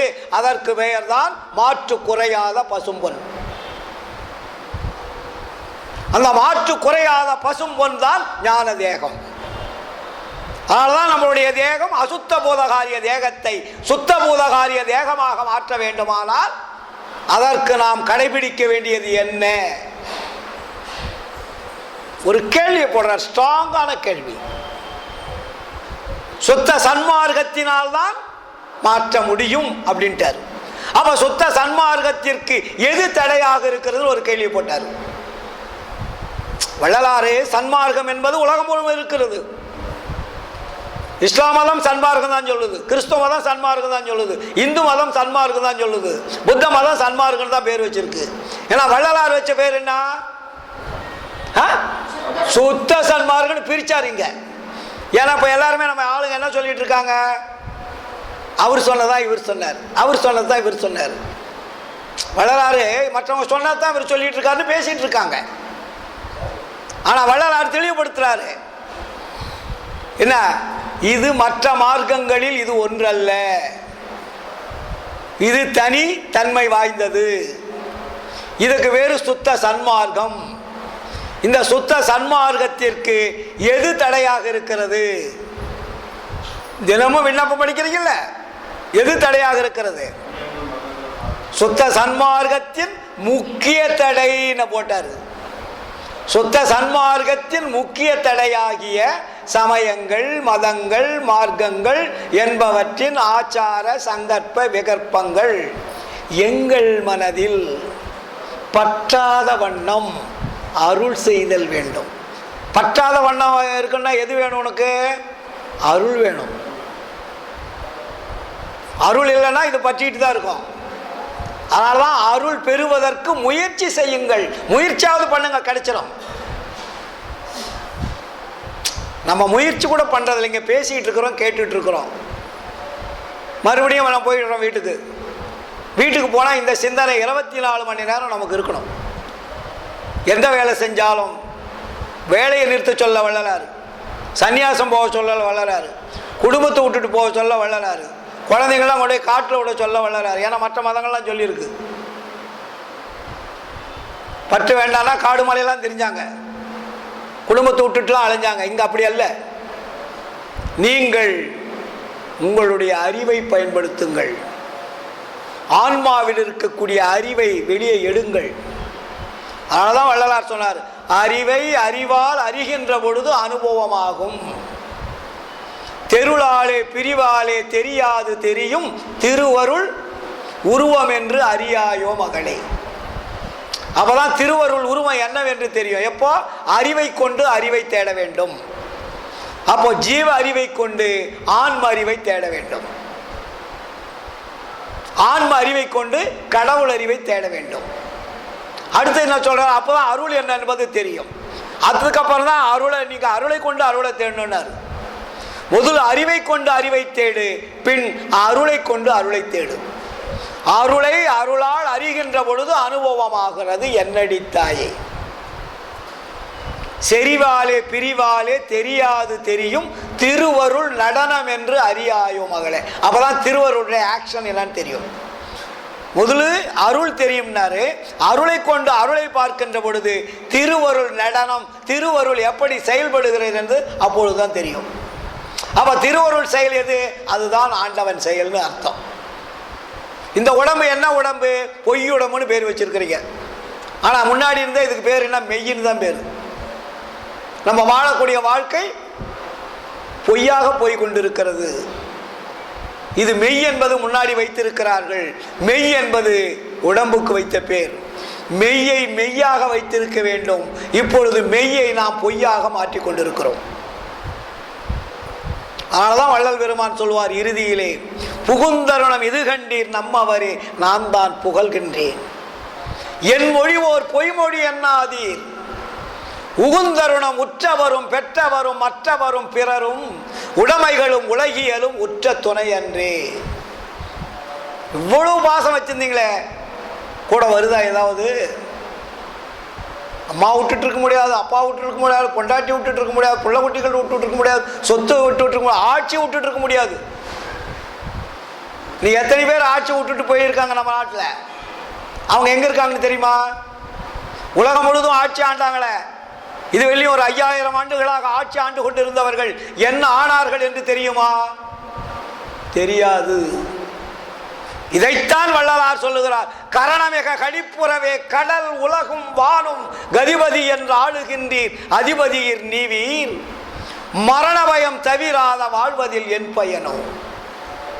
நாட்டை ஆளுகிறேன், மக்கள் என் பக்கம், எனக்கு வாக்களிப்பார்கள், இந்த நாட்டை ஆளுவது நான் தான் என்று தெரு தெருவாக ஓலமிட்டு அழுந்து கொண்டிருந்தவர்கள், அலைந்து கொண்டிருந்தவர்கள் எல்லாம் என்ன மகிழ்ச்சி அடைகிறதாம் அவர்களுக்கு? கரணங்கள் மகிழ்ச்சி அடைகிறதே தவிர ஆன்மா மகிழ்ச்சி அடைவதில்லை. இப்ப நம்ம தேர்தல் நடந்திருக்கு, நிறைய பேர் தோத்துருக்காங்க, நிறைய பேர் ஜெயிச்சிருக்காங்க இல்லையா? அப்ப அவங்களுக்கு என்ன மகிழ்ச்சி அடைகிறது? வள்ளலார் அடிச்சார் ஒரு அடி. கரணமிக கழிப்புறவே கடல் உலகும் வானும் கதிபதி என்று ஆளுகின்றீர் அதிபதியர் நீவீர். மரண பயம் தவிராத வாழ்வதில் என் பயனும். திறனமும் ஓர் ஐந்தொழிலை செய்ய ஒளி வழங்கும் சித்திபுரம் என ஓங்கும் உத்தம சிற்சபையில் சரணம் எனக்களித்து எனையும் தானாக்க எனது தனித்தந்தை வருகின்ற தருணம் இதுதானே. கரணங்கள் மகிழ்ச்சி அடைகிறது, உனக்கு ஆன்மா மகிழ்ச்சி அடைவதில்லை. கரணங்கள் மகிழ்ச்சி அடைந்தால் மரணம் வரும், ஆன்மா மகிழ்ச்சி அடைந்தால் மரணம் வராது. நான் ஜெயிச்சிட்டேன் அப்படின்னா எனக்கு என்ன மகிழ்ச்சிப்பா? கரணம் என்ன? மனம் மகிழ்கிறது, புத்தி மகிழ்கிறது.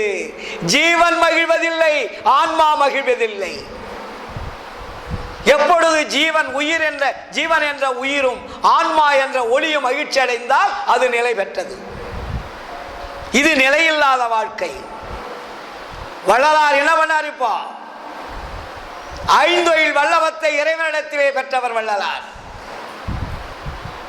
மற்றவர்களெல்லாம் மக்களுடைய ஓட்டை விலைக்கு வாங்கினார்கள். வள்ளலார் அருட்பெருஞ்சோதி ஆண்டவரிடத்திலே அருளை வாங்கினார். அருளை வாங்கியதால் வள்ளல் பெருமானுக்கு என்ன சொல்றாரு?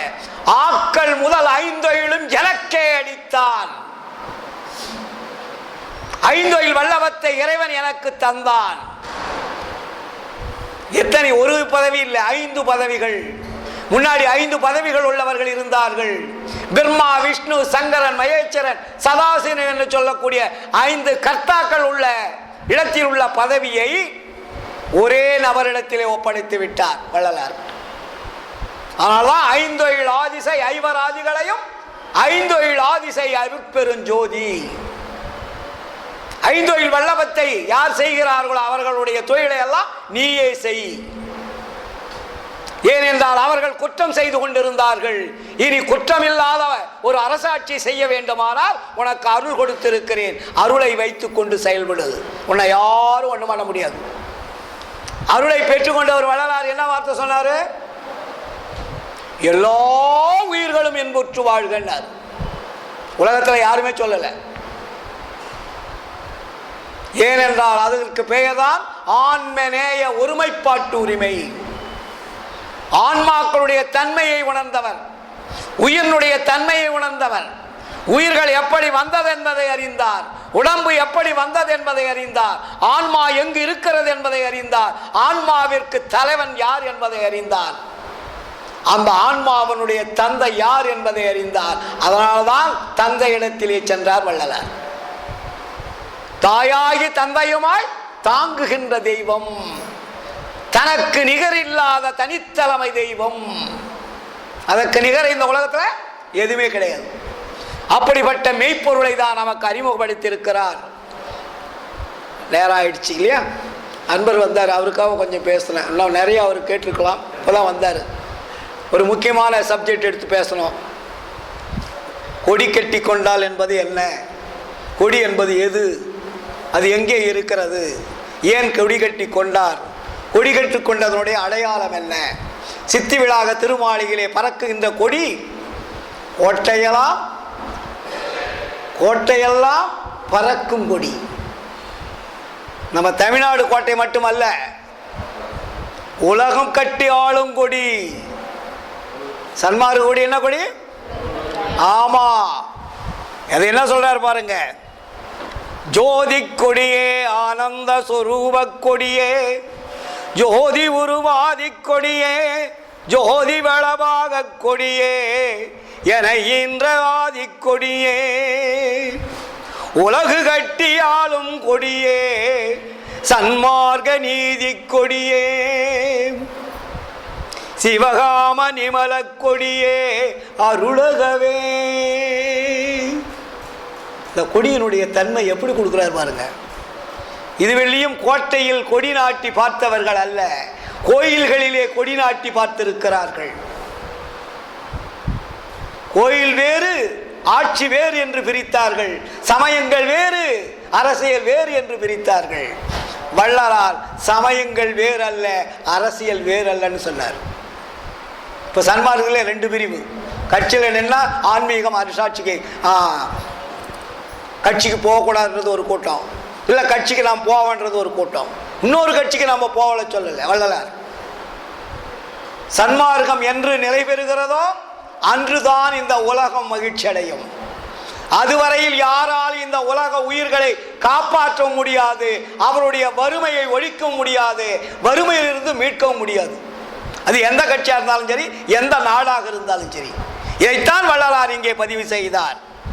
பொருணர் கொடியே, மாற்றுயர்ந்த பொன்னங்கொடியே, போதாந்த வருண கொடியே, எல்லாம் செய்வல்ல கொடியே, இடம் சேர்மணி கொடியே, தருண கொடியே, எந்தன்னை தாங்கி ஓங்கும் தனி கொடியே, கருணை கொடியே, ஞான சிவகாம கொடியே, அருளுகவே. தினமும் படிக்கிறோம் இல்லையா கொடிப்பாட்டு? எவ்வளவு வார்த்தைகள். நீட்டு கொடிய சன்மார்க்க நீதி கொடியே, சிவகீத பாட்டு கொடியே, இறைவர் வளபாக கொடியே, பரநாத நாட்டு கொடியே, எனையின்ற ஞான கொடியே, என் உறவாம் கூட்டு கொடியே, சிவகாம கொடியே, அடியேற்கு அருளகவே. அப்படின்னா என்ன? எல்லாருக்கும் உண்மையை சொல்லுன்றார். அடியவர்களுக்கெல்லாம் அந்த அருளை கொடு. மாலக்கொடியன் கொற்றமெல்லாம் மன்னித்தருளி, மரணம் எனும் சால கொடியை ஒடித்து எனக்குள் சார்ந்து விளங்கும் தவக்கொடியே, காலக்கருணை கடந்து ஒளிர்வான் கருவும் கடந்து வயங்குகின்ற கோலக்கொடியே, சிவஞான கொடியே, அடியேற்கு அருளகவே.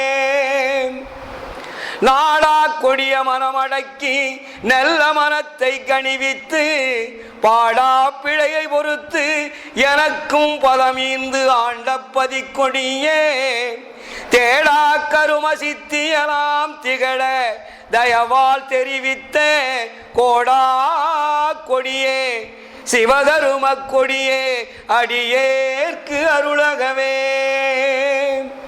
மனங்கொள் கொடி பூ முதல் நான்கும் வகை பூ வடிவுள் வயங்குகின்ற வனங்கொள் கொடியே ஐம்பூவும் அழிய மலர்ந்தவான் கொடியே கனங்கொள் யோக சித்தியலாம் காட்டும் கொடியே கலங்காத குணங்கள் கொடியே சிவபோக கொடியே அடியேற்கு அருளகவே.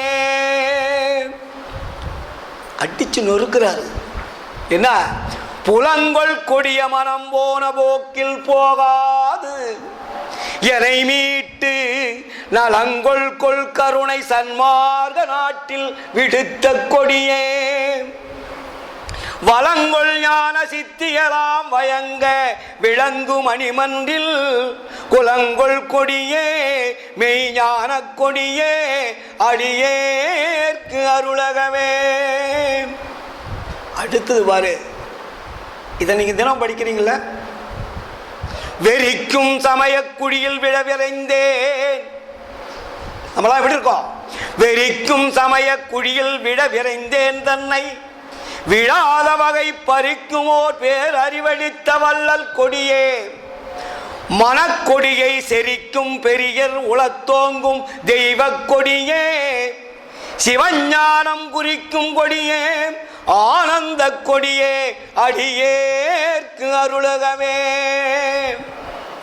தடுத்தல் அறிய பயம் கவலையெல்லாம் தவிர்த்து கருத்துள்ளே அடுத்த கொடியே அருளமுதம் அளித்து எந்தனை மெய் அருட்கரத்தால் எடுத்த கொடியே சித்தியலாம் இந்த மகனே. எவ்வளவு ஸ்ட்ராங் பண்றாரு பாருங்க. சித்தியலாம் இந்த மகனே என்று எனக்கே கொடுத்த கொடியே ஆனந்த கொடியே அடியேற்கு அருளகவே. ஏட்டை தவிர்த்து என் என்னவெல்லாம் எய்த ஒளி தந்து யான் வளைந்த பாட்டை புனைந்து பரிசளித்த பரமஞான பதிக்கொடியே தேட்டை தனி பேர் அருட்செங்கோல் செலுத்தும் சுத்த சன்மார்க்க கோட்டை கொடியே. எங்க போன கொடி? அங்க சுத்த சன்மார்க்க கோட்டை கொடியே ஆனந்த கொடியே அடியேற்கு அருளகவே. சன்மார்க்கம் என்பது கூண்டுக்குள் இருந்து பேசுவதல்ல. கோட்டையில் கொடி பறக்க வேண்டும். சன்மார்க்க கொடி தமிழக செங்கோட்டையில், டில்லி செங்கோட்டையில் பறக்க வேண்டும், தமிழ்நாட்டில் பறக்க வேண்டும், உலகமெல்லாம் பறக்க வேண்டும். அப்பொழுதுதான் இந்த உயிர்கள் பாதுகாக்கப்படும். இதைத்தான் சொல்லார் வள்ளலார்.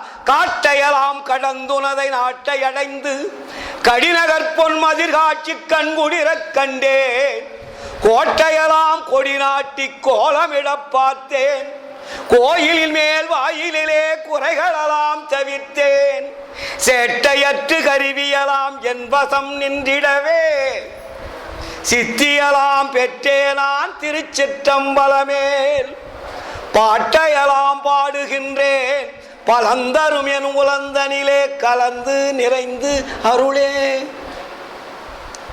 நம்ம சன்மார்க்கத்தில் மட்டும் கொடியை பறக்க கூடாது, கோட்டையில பறக்கணும்.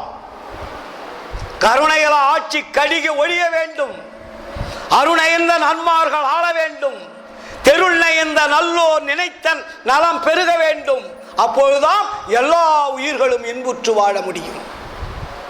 அதனால்தான் வள்ளலார் சொன்னார், கடல் கடந்தேன் கரை அடைந்தேன் கண்டு கொண்டேன் கோவில் கதவு திறந்திட பெற்றேன் காட்சியெல்லாம் கண்டேன் உடற்குளிர்ந்தேன் உயிர் கிளர்ந்தேன் உள்ளமெல்லாம் தழைத்தேன் உள்ளபடி உள்ள பொருள் உள்ளவனாய் நிறைந்தேன் இடர் தவிக்கும் சித்தியலாம் என் வசம் ஓங்கிடவே இத்தனையும் பெற்றே நான் திருச்சிற்றம்பலமேல்.